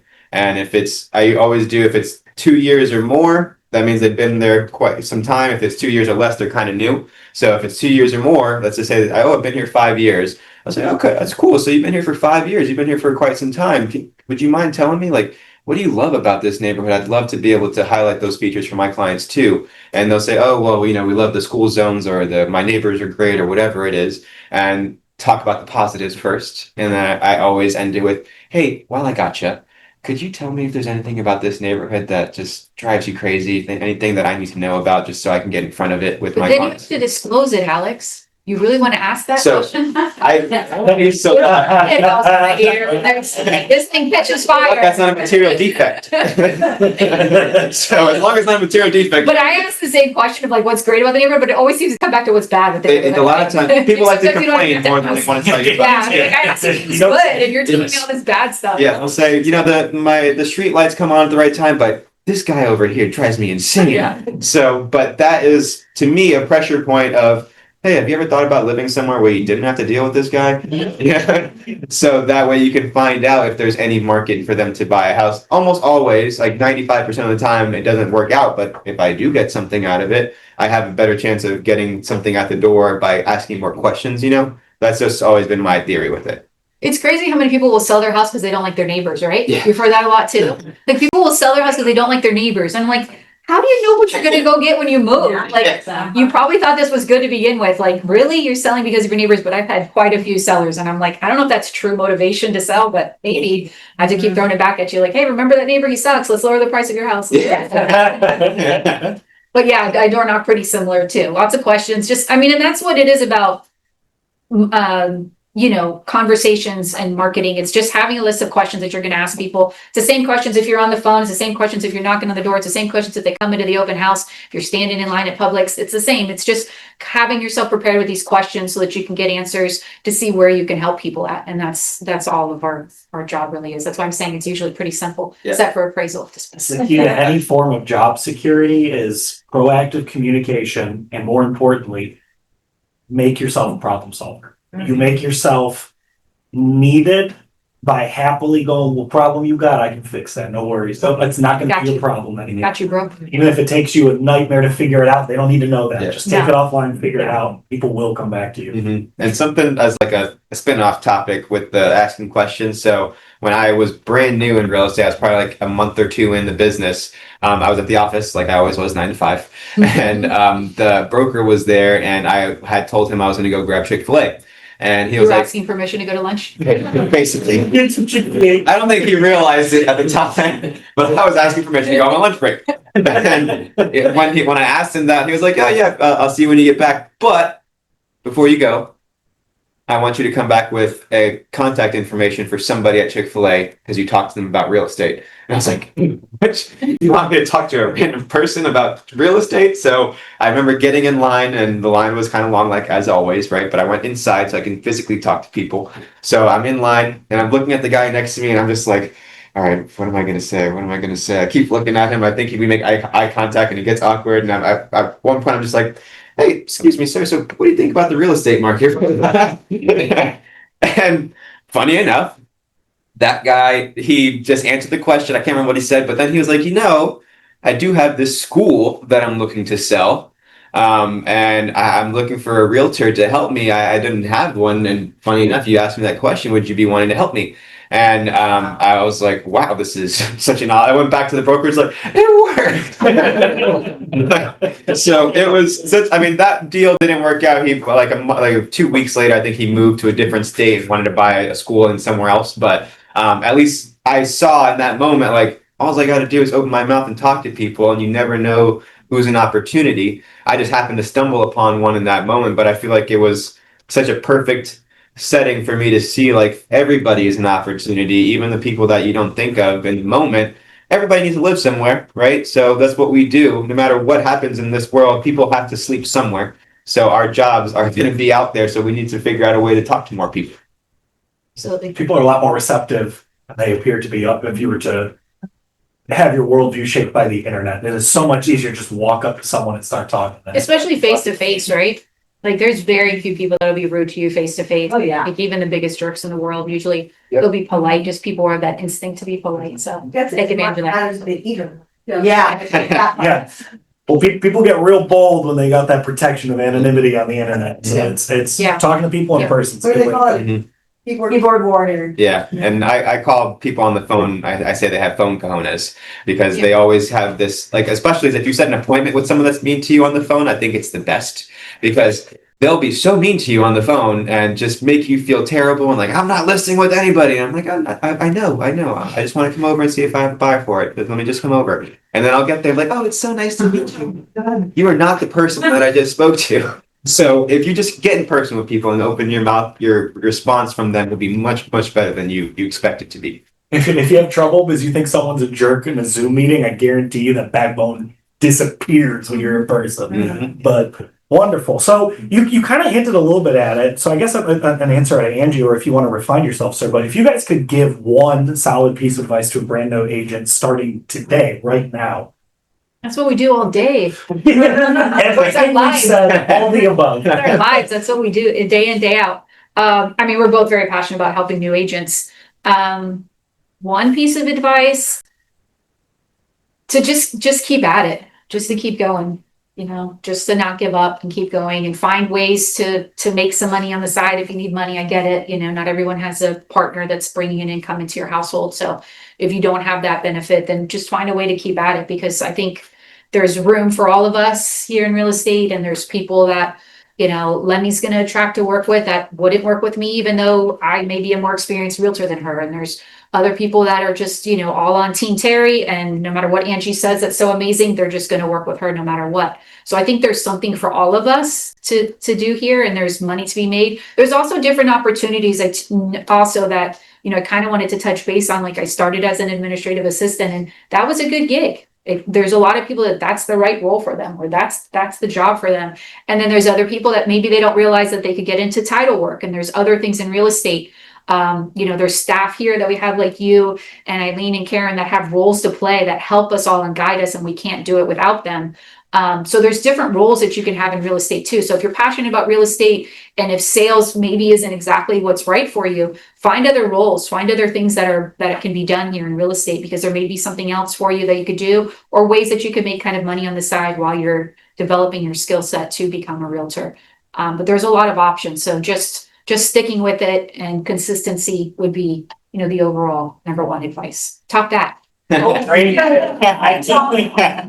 Well, like kind of like talking off of that, like I think one of the biggest things is to learn how to just eat rejection for breakfast. Like it's nothing, like there's this, you guys might make fun of me for this, but there's a quote in the Cinderella story movie where they talk about don't let the fear of striking out prevent you from swinging the bat, and that always stuck with me because it's a baseball reference. But it's so true, because like if you don't swing the bat, you're never going to get a hit, and if you don't make the phone call to call a FSBO, you're never going to list a FSBO. If you don't do an open house, you're never going to pick up a client from an open house. So you have to find a way to just love the process, and every time you get told no, it has to be just like, okay, well, I'm one step closer to the yes, instead of, oh my gosh, why did they tell me no? Because no matter who you are, not everybody will connect with you.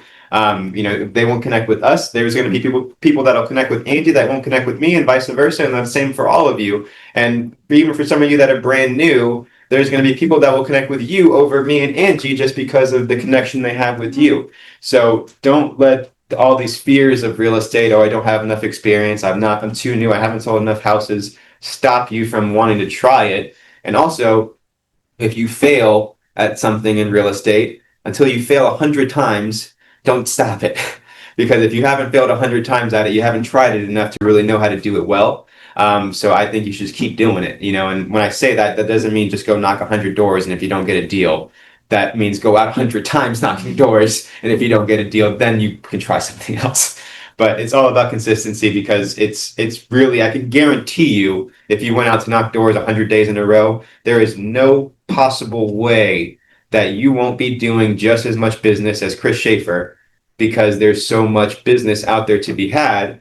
But most of us aren't willing to do that because it's scary, and rejection does hurt, and it's hard work, right? And also it does hurt It's hot, but also it hurts to spend 8 hours a day for, let's just say, a week. And if you're really motivated for that week and you spend 8 hours a day, you're prospecting 2 hours a day and you're getting appointments, but nothing's closing and no one's signing with you, part of you is going to be like, oh, this just isn't for me. But in reality is you're getting better. You're probably better on Friday than you were on Monday. And the next week's going to get even better than it was this week. It's just all about continuing and making sure that when you stumble, and don't keep stumbling the same way. Like, call one of us, call your mentor and figure out, hey, what would you have done? Because that was huge for me too. Because at the beginning, the first listing I ever got, I got after I had failed on 10 listings appointments in a row. I got that first one that I told you about, which was my second ever appointment. It just happened to work out, but I didn't do anything for that. So 10 appointments later after that, I'm not getting anything. I'm like, what the heck? Why aren't they just saying, let's list your house as soon as I walk in, like the last one did? And I was going through all the motions, and I went to my broker at the time, and my mentor overheard me basically complaining that I wasn't getting any more listings. And I'm like, I've gone on 10 more appointments. I don't understand it. Doesn't make any sense. Like, why isn't this working? Like, I was just angry. And they came over, and my mentor was like, hey, why didn't you tell me you were going on all these appointments? And I was like, well, I had you go on that one with me and we got it. And I was like, I thought I could do it after this. And then I realized I was doing the same mistake over and over and over and over again. And I was getting the client to love me in the appointment, which made no sense to me, because I was like, as I'm leaving, they're like, oh, you're great, but we just want to keep trying it on our own, or but we have this friend, or but my realtor is going to take over. And I would always get that but at the very end. And I'm like, but you love me. What's going on? And then my mentors showed me a few things to help with that, and how I could. The biggest thing I took from that meeting was, she said that you can't walk out of that appointment without another appointment to come back unless you have a signed agreement. So if I walk into a FSBO, my goal of that FSBO appointment is to walk out with another appointment to come see them again, because if you have them on the hook for another one, they're less likely to go for somebody else because they have you in the back of their mind. Oh, I'm meeting with Alex next week. I can't sign today. So I always, in the FSBOs on average list within the first 21 days, they realize that they have a problem. They can't do it on their own. So that doesn't mean look for FSBOs at day 20 and go meet with them. You should be meeting with them at the beginning and having a follow-ups up until they're ready to list, because FSBOs take 2 to 3 appointments on average before they'll list with you. So it's just like having that shift and realizing that whatever my problems are, I can bring to my mentor. She's probably gone through and she can give me a solution. It was a huge advantage for me, because then I started learning so much faster and I wasn't scared to ask my mentor for help. You know, a lot of times people feel like they're bothering their mentor, but we get paid for your deals too. So feel free to bother us a little bit. Yeah. Yeah. Not being afraid to ask for help is so important, especially when you're at a great brokerage like this that has so much help and so many people willing to help. You have a mentor that's assigned to you if you're new. And even those of us that have been through the mentorship program already, or have already graduated past that, we're still asking each other for help too. So it's important to always be asking questions, always ask for help. Don't think you have to go at this alone. Nobody can. None of us can do this completely alone. Have to have a broker, you have to have a title company, you have to have a lender, you have to have all these people. None of us are doing this alone. None of us are a one-person show. So don't be afraid to ask questions. It's how you'll learn, it's how you'll grow and get better. And that's just a super important part of it. And sharing things too. I mean, I've got to know Alex by hearing his posts and him talking in the open forum, right? And so now when I have a commercial deal, I'm calling Alex. There's plenty of commercial realtors. I know other ones. There's plenty of them in our office, but I'm calling the one who's making an effort, who's helping people, who's speaking up in the group. When I have a referral or a client to refer out, I'm referring it out to people who are putting in the most effort and who I'm seeing are asking questions and involving themselves, showing up to classes and meetings. And that's who people want to give business to. So overall, just making that effort and not being afraid to ask questions is super important for all of us, because none of us know it all either. It's always something new to learn. Now, you said a word here that I got a question about, my friend, commercial. How did you guys get into commercial real estate? I'm not, that's what I got it for.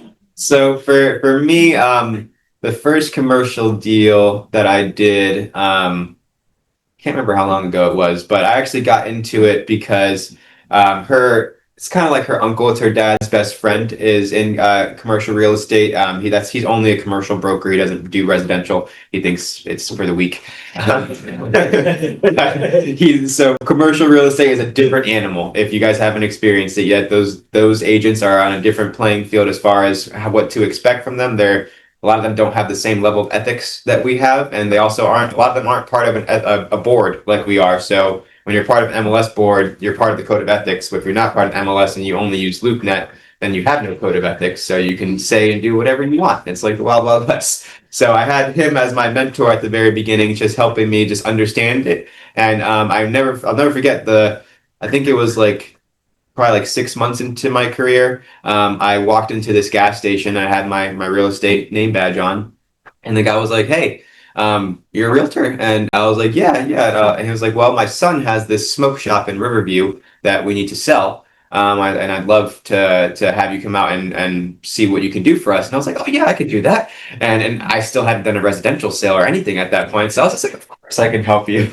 So at the time, I called my mentor right away, and I had to get transferred to a commercial mentor in the brokerage for that deal. And then she met me at the property. We went through like all the stuff, and just seeing that side of it was very different because we had to like count all the inventory of every little bong and pipe and everything in that smoke shop. So it was very interesting, especially for my first deal. It was a little uncomfortable to do it at a smoke shop. But it went, we wound up actually listing that property for a day. And then the very next day, the son calls me. I was like, "I love this smoke shop, and I don't want to let it go." So Looking at all the inventory brought back memories. so after we were there for 8 hours, he was like, "You know what? I don't want to sell this anymore." But that was my first experience with it. And then after I did that, I reached out to her uncle and was like, "Hey, like, I want to know more about this." And he just started teaching me things. And then as opportunities would come up, I would just always say, "Yes, I can do it." And no matter if I had no commercial experience, that's just kind of been like the one of the factors, I guess, in my career is as soon as an opportunity is there, no matter how little or much experience I have, I'm going for it and taking it because I know I can figure it out. So whenever deals would pop up, I would call him, or I'd call her uncle, I'd call my broker, I'd call everybody and say, "Okay, this is this part of the deal. What do I do? Okay, I have to schedule the showing. What do I do? Because there's no showing time on LoopNet. How do I do this?" So I would go into every little detail with them, and I think that was super important. So if you guys get a commercial deal, I'd work it with you so that you can see how it works. But at the beginning, it's a lot different. It's very logical, So I just kind of loved that side of it because I'm big on statistics and numbers and just seeing that if it makes sense, then they'll go for it. Like residential, it has to feel like home, which I love too. I love finding that perfect home for somebody. But with commercial, they could care less what it feels like as long as the numbers show that they're going to make the profit that they want to make. They'll sign a lease for anywhere. So it's a much different playing field. And a lot of times those guys have more money, so it's not as much of a pain to deal with the negotiations because they're much more suitable for it. But I love commercial real estate. I think everybody should do it. I know a lot of people say that you should be very experienced with your residential side before you switch over to commercial. I think if the opportunity comes your way, call me. I'll help you. Yeah, and there's a lot of different things like that too. Like I got exposed to like land sales and vacant land and things like that early on in my career too, just kind of with some investments. We ended up investing in I don't know if you ever bought anything off the tax deed auction, but it's really fun. But buying off the tax deed auction, there's a lot of risk. But when it's a vacant lot in a neighborhood with surrounding houses, the risk is real minimal. So I was able to buy a lot super cheap, and we flipped it and resold it. And I was like, "Oh wow, this is easy, $5,000." So I started learning more about land sales and started helping other clients with them, and then selling our own lots and reselling and flipping lots like that in land.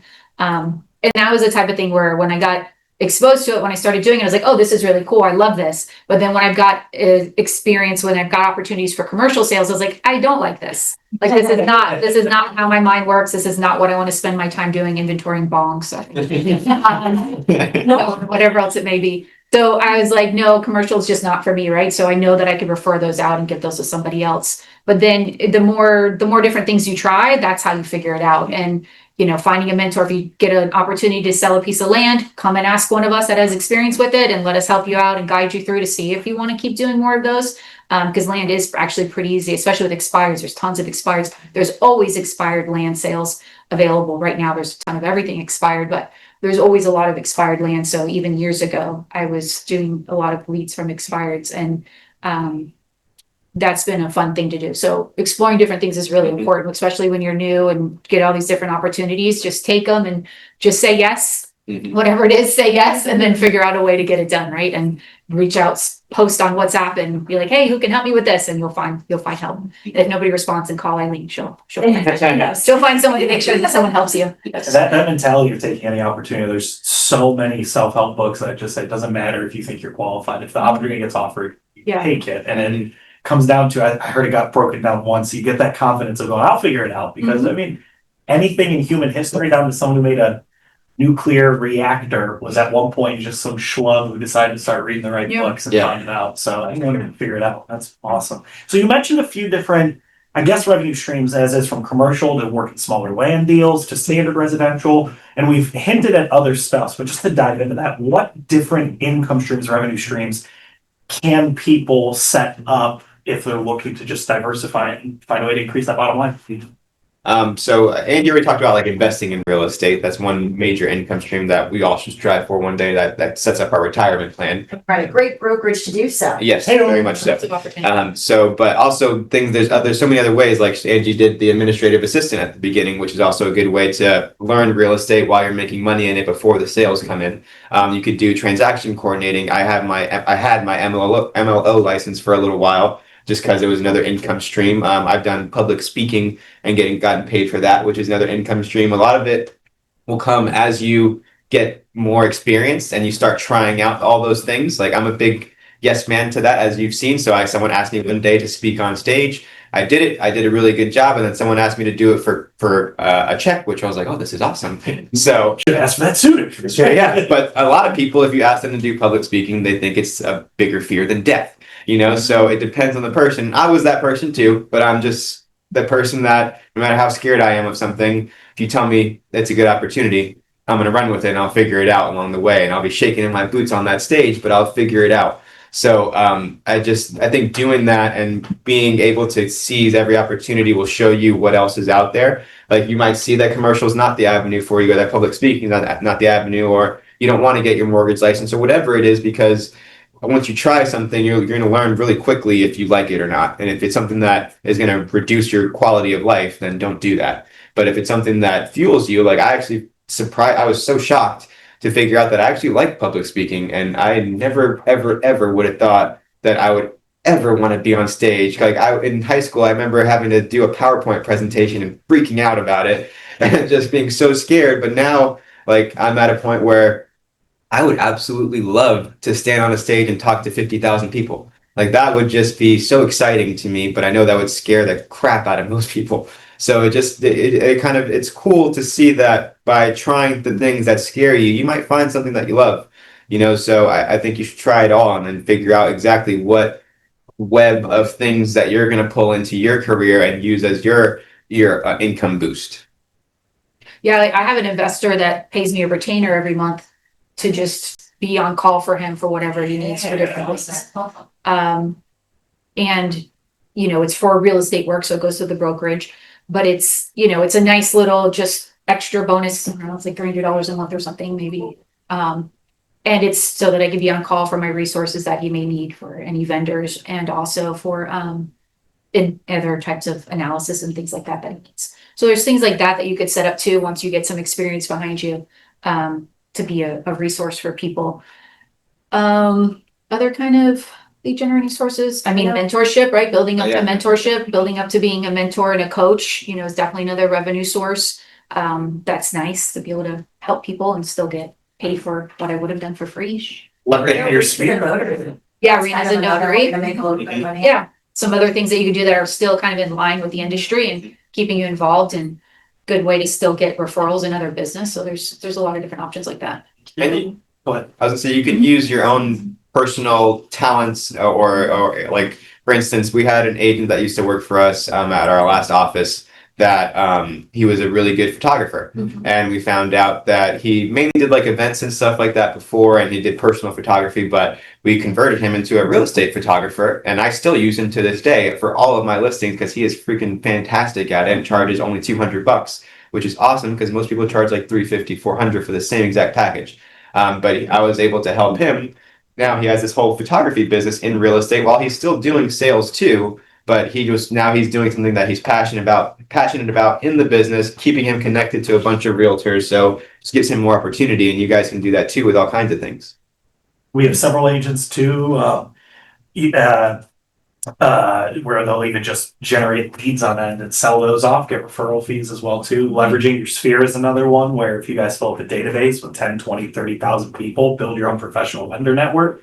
I know a lot of people would pay to get their email or get a couple advertisements out. So great ways you can leverage your professional sphere too. Yeah, co-marketing and with other industries, other businesses too. Absolutely. So I heard an interesting story about Alex's deal there. Angie, do you have any early deals or your first deal that would be worth sharing? Locked them all out, I guess. You call that PTSD? I know my first transaction was a buy, sell on the same day, closing on the same day. Yeah. Wow. Met him at an open house. They needed to sell their house first, so I asked for the appointment. I was scared to death. And my husband went with me to the listing appointment. I had like a mentor, but it wasn't as involved as like the mentorship program is here. So my husband went with me. He'd never done a listing either. He just done investment property. So he had no idea what he was doing either. But I knew how to fill out a listing agreement because I took that class. So I knew that part. They were Hispanic and mainly spoke Spanish, which was another kind of disconnect there. But growing up in Miami, I'm very comfortable around people who mainly speak Spanish and speak a little Spanglish myself. So I was very comfortable, and they did speak enough English to understand what I was saying. And they somehow signed the listing agreement and let me list their house. And then I helped them find a house, put that under contract, and then we closed them both the same day, and it worked out. And it was my first ever sale. It was just a lot, which is why I think I forgot all about it. And then I just kind of, just like, what's going on? Yeah. Can we talk a little bit about your communication with someone in an open house and how you're turning it into a client? Yeah. So, I mean, I'm really good at it now, but then I don't know how I did it, honestly, to tell you the truth. I just asked, really, is I think all it was just asking. And I think at that point, it was like my 4th month in real estate with nothing, because, 6 months is pretty normal to not have anything, but I was four months in and nothing. And I did a lot of open houses, and I had a lot of people come through the doors and leave and got nothing from it. So I think I kind of built up to this thing where I was just like, this is ridiculous. Why am I going to keep doing this? What am I afraid of? I might as well just ask for the appointment, because what are they going to do? Say no? I mean, it's not as bad as them rejecting me and leaving and never answering my calls again after open houses, because probably 95% of people won't return your calls after an open house. Mm-hmm. So I had that going for so long. I was doing open houses probably twice a week for 4 months straight. I was doing a lot of open houses and feeling like I wasn't getting anywhere. So I think this day I just got brave and just asked for the appointment. And it worked. And it worked out. And they met with me. But now I know that that's so super important. So now everyone that I talk to, I'm asking for the appointment, and I'm getting a lot more appointments because I'm simply just asking for it.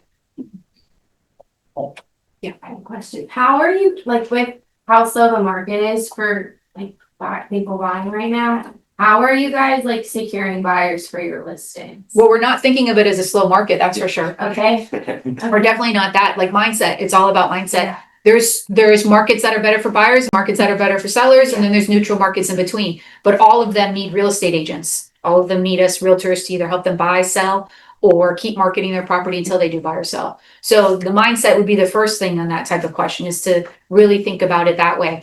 There's people closing on houses right now as we speak. There's tons of houses selling. I don't know if you look them up online. 5,000. That might be still available right now. But if you kind of change your mindset on that, and then how we're doing it is just doing the work. We're literally out there still doing the work. We're still making cold calls. Alex is experienced in as many hundreds of transactions as he's helped with and done. He's still calling FSBOs. He's still doing these things. I have 14 active listings right now, but I'm still doing open houses myself. Mm-hmm. So we're still just doing the work, and that's what it's all about. So if you want to find buyers, you need to go to where buyers are. Where are buyers? They're in houses that have an open house sign out in front of them. That's where they're going. So, if you want to find buyers, you want to find sellers, then look at expireds, look at FSBOs. Those are people who said they want to sell. They tried to sell, or they're trying to sell now on their own. They want to sell. So go where those people are that either want to buy or want to sell, and put yourselves in those positions, figure out some questions to ask them, find a need in their life, and then find a solution for it and be the solution. Caitlin. I was gonna say also, educating buyers that interest rates just dropped. Cause Alex, I won't say it was an argument, but he got into a disagreement with a buyer the other day, or it might have been a seller, I can't remember.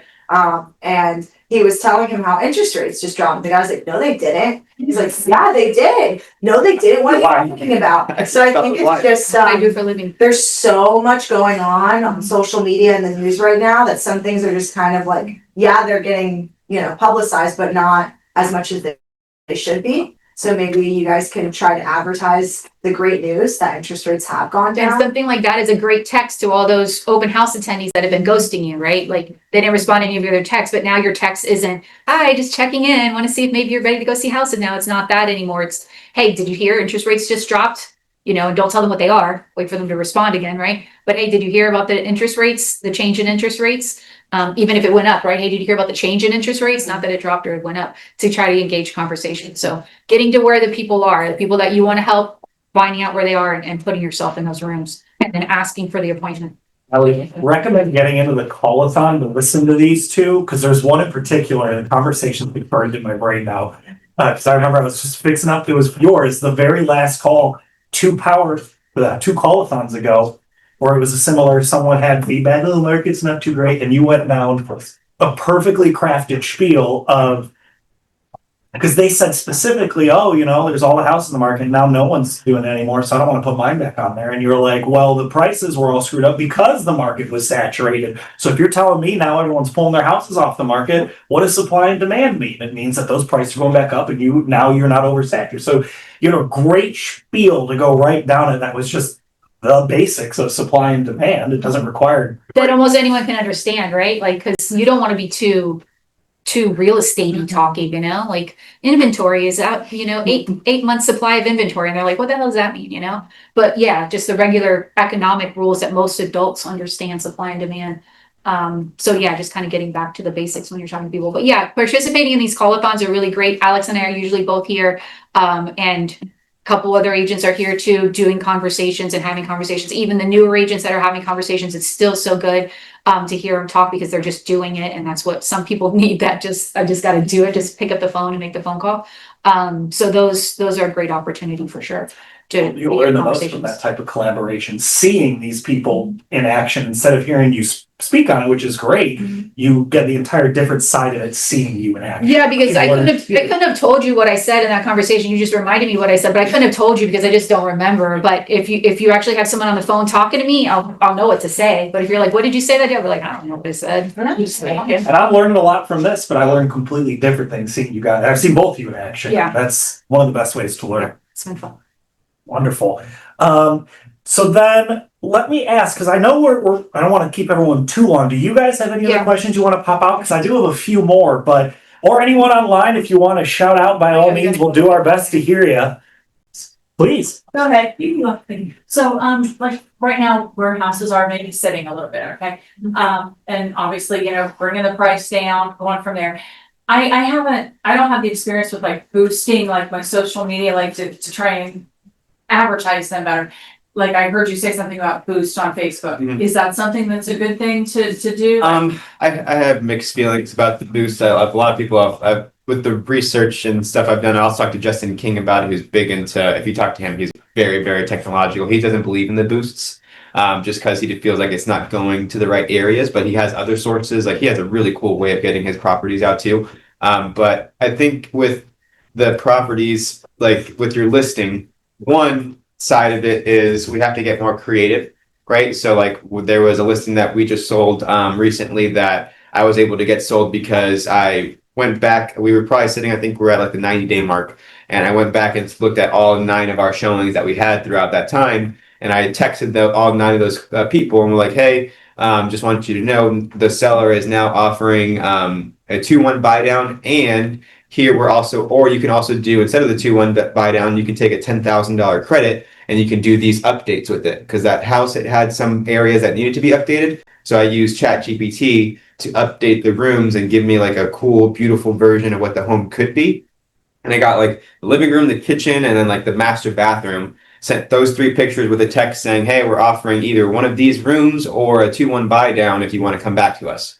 And somebody actually did come back and make an offer because of that. Oh, wow. And they didn't, funny enough, they didn't take either. They didn't want the 2-1 buy down or the rooms like that. They wanted a reduced price up to 10,000. So we went You with just that. got the conversation going. Exactly. So like things like that, getting more creative is very good. But another side of that token is if you see things aren't moving, it's hard to just focus on one listing and find one specific buyer for that listing. Yes, we should be doing those creative things to get it out there more, but your focus also should be, I need to get more listings, because they're in a time, especially when they're not moving as fast, you need more on your plate to make sure that some are still getting checked off and getting sold, because that's just kind of the name of the game. You want to, Caitlin has always told me since I first started, was you have to put more eggs in the basket. Because at the beginning, I remember I got my first listing. I was so focused. That's probably part of the reason I didn't sell a house for 6 months, because I got that first listing on month like 3. And then I spent 3 months trying to figure out how to sell that one listing in a similar market that we're in right now. And I was like, and nothing was really moving. And then my mentor came and was like, hey, you need to get more, because if you just focus on this one deal, what if it expires? Then you would, then 6 months have gone by and you have no money in your account. So if that one listing shouldn't be your end all be all, even if the GCI on it looks really, really good. Like looking at your GCI. Yours is a family member's house, right? Is it your? I do have House? that is one Oh, listing, but okay. it's the other one, the one that I'm pending, but has Yeah, the. but it's also border hard too, right? To be like, oh, I'm gonna go get more business out of your listing but you're my daughter or whatever, like. Oh yeah. Oh, But you can also But it's still important. you can also do both at the same time. Yeah. Right. Doing an open house at that listing puts more attention on it, but it also gives you the opportunity to get more business too. Yes, doing an open house is like selling. It's like a 1% chance that you're going to find the right buyer for it. But I've been It's lucky one- enough and have done that before, and Nice. yeah, so I mean, you just, yeah. I would say it's more like 10%. okay, 10%. But still, it's still like it's a good way for you to do both at the same time. You're giving your seller a better chance to get it sold, but you're also giving yourself a good chance to get more business from it. And I think that should be your focus. You should never just focus on one side. You should always have time for your current business to make them improve and how you can get it out to more people, how you can get that moving, but you should still have time to get new business. If you just focus on this side of the current business, eventually that's going to fizzle out and then you have nothing on your plate. And if you just focus on new business, the business you have is going to get pissed off that you're not doing anything for them. So you have to do a little bit of both every day. Every listing you have should get you another listing, and it should get you another buyer. So it should get you 2 more transactions for every listing you have. But you have to do stuff to get that, right? It's just not going to naturally happen. Some of it could naturally happen. A neighbor could see your sign and call you. So it could just naturally happen, but that's what it should get you if you do certain things for it. And that's great. Like I had a listing in St. Pete that was just really hard to sell, really weird layout, and it ended up expiring. But I met a client at an open house and sold him a house before that one even expired. So I got other transactions from it, which made it work and saved me on my cost of marketing that listing. Yeah. So it should result in that if you do certain things. On Mondays, for the past few months now, since we've been in this market shift, I've been very focused on Monday mornings, going through all the past showings, reaching out to the agents, reverse prospecting, looking for who's hearted. You can sort the list of reverse prospecting by the favorites and see who hearted it and focus on those. I don't call every single one of them, but we do email every single one of them.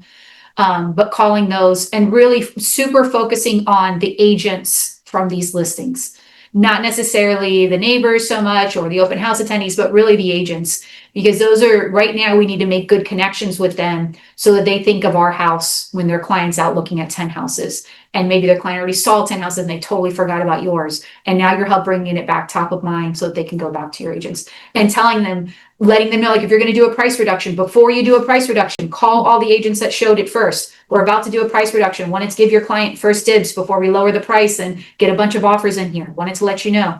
We're going to do they're offering a 2-1 buy down. We're offering this type of credit, or maybe the realtor commission was only 2% and they raised it up to 3%. Letting these agents know what's going on and getting a communication going with them is super important. So all of the past showings, all of the favorites on reverse prospecting, emailing all of the reverse prospecting, but really calling, texting, hounding those people with the hearts on there and those people that did showings until they have a conversation with you. Once a week, calling them to get more information from them is really important. Because that's your best source of selling that house is going to be those agents who either already showed it or who have clients who favored it. That's going to be your best source. But then there's other things you could do, like online ads. There's all kinds of things like that. Online ads, Facebook ads, I wouldn't count on them to get that listing sold, but it could spread your name, right? It could spread word about you. It could help you get other business. So it could definitely help with that. Postcards, same thing. You can mail out postcards. They could be great. They could get you leads, but they're probably not going to sell that specific house. 1%, 10%, somewhere in there, 5.5%. You know, it's going to be unlikely that that house is going to sell from that postcard. The one person who did call me about buying from my postcard, they called me like 8 months later and the house was already sold. I was like, that would have been great to sell a house from a postcard. You actually wanted that house in the postcard, but it's not available anymore. Yeah. So it's very unlikely that these other marketing sources are going to get your listing sold other than focusing on those agents. Neville took that to heart in the last call-a-thon. Our average answer rate in our call-a-thon, which is a little bit higher than average across just standard calls, about 10 to 15% answer rate.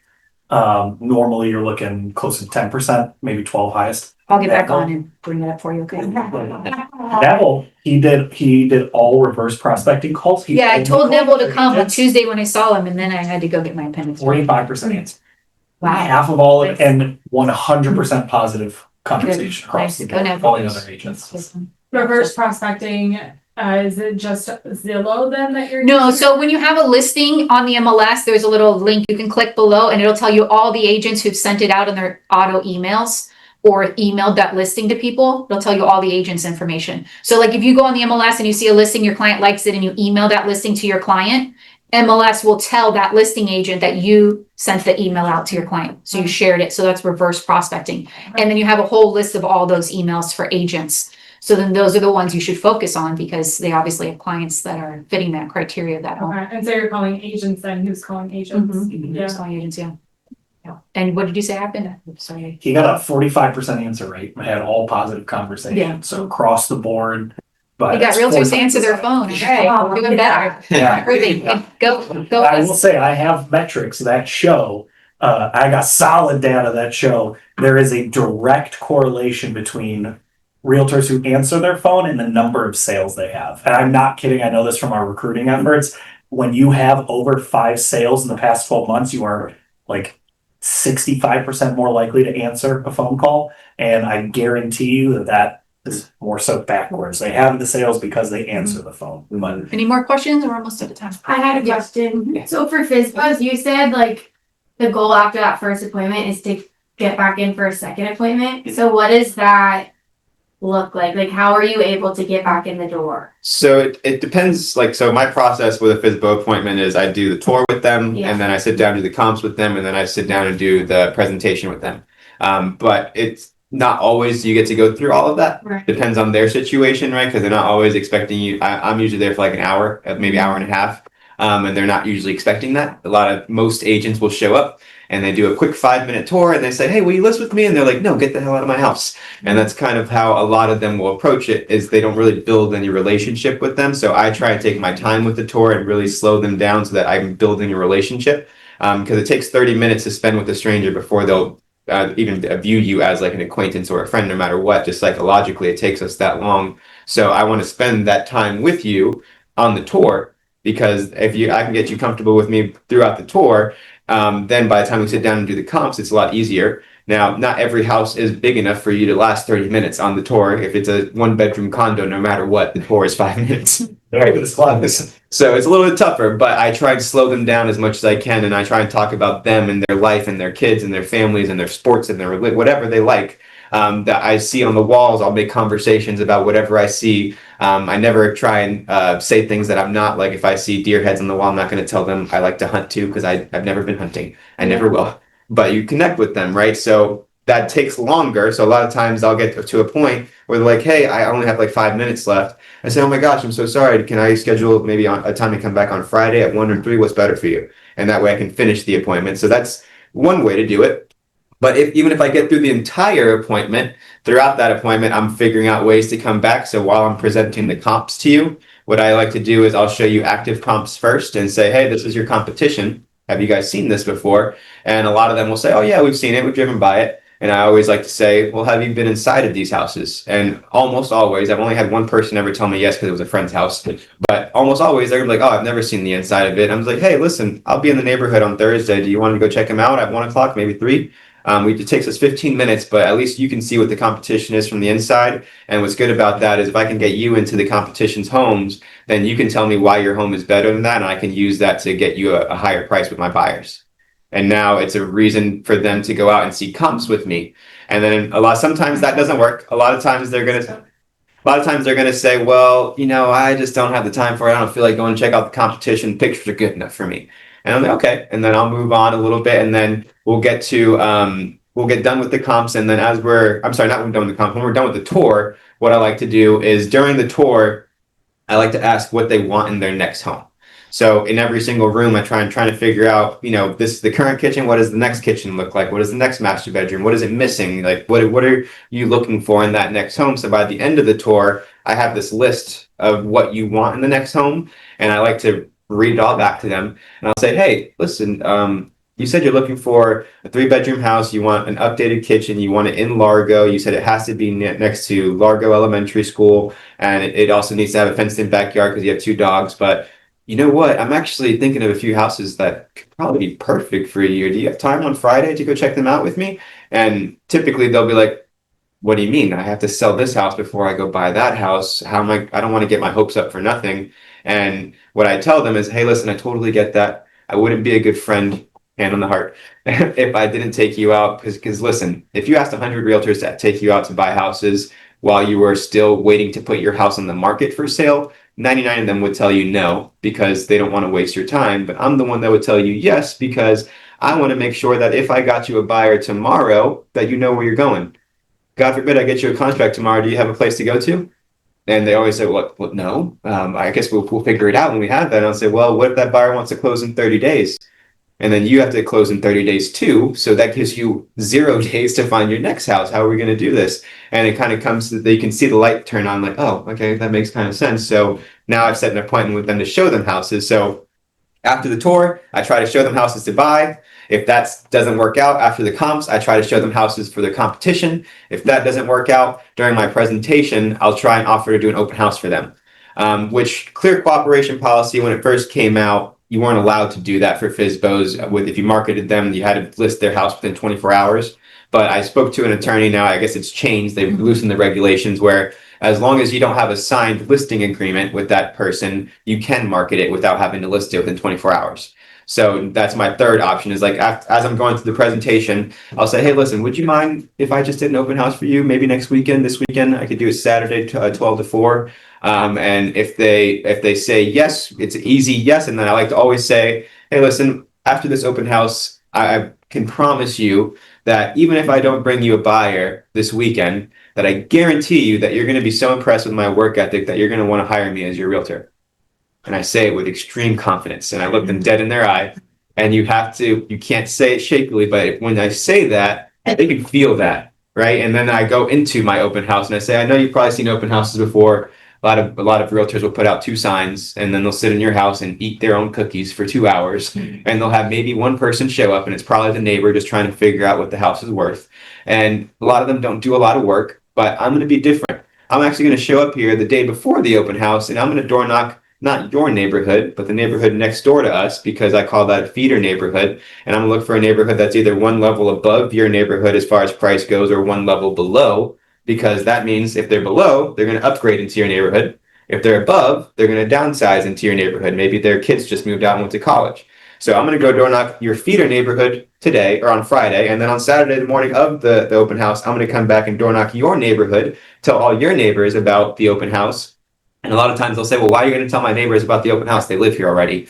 And I say, well, I have a personal story that you guys could use this if you want to just say my realtor friend did this. But I always say to them, well, listen, I actually bought the house next door to my parents when I moved out of college. So it was perfect for me that we found out that the house next door to her was going up for sale, because then I could be my parents' neighbor. There's probably somebody in this neighborhood that has a friend or a family member that they want living closer to them, but there's just nothing available that fits what they need right now. So if I go tell them about this, there's a good chance I might catch something. And they're always like, oh, well, I didn't think of it that way. That's a good idea. So, doing things like that it'll separate your work ethic from the previous realtors that they've talked to. And now when your open house is done, even if you didn't get, that maybe 3 people showed up, your work ethic was there, right? And if it may have just been a bad weekend where people weren't going out, or maybe 10 people showed up or 20, whatever, that after the end of it, those sellers still saw everything that you did, right? So now they're impressed by it. So I can usually get a contract after that. But you just have to have an appointment to come back in some way, shape, or form. A small bit of minutia on that too, if I may.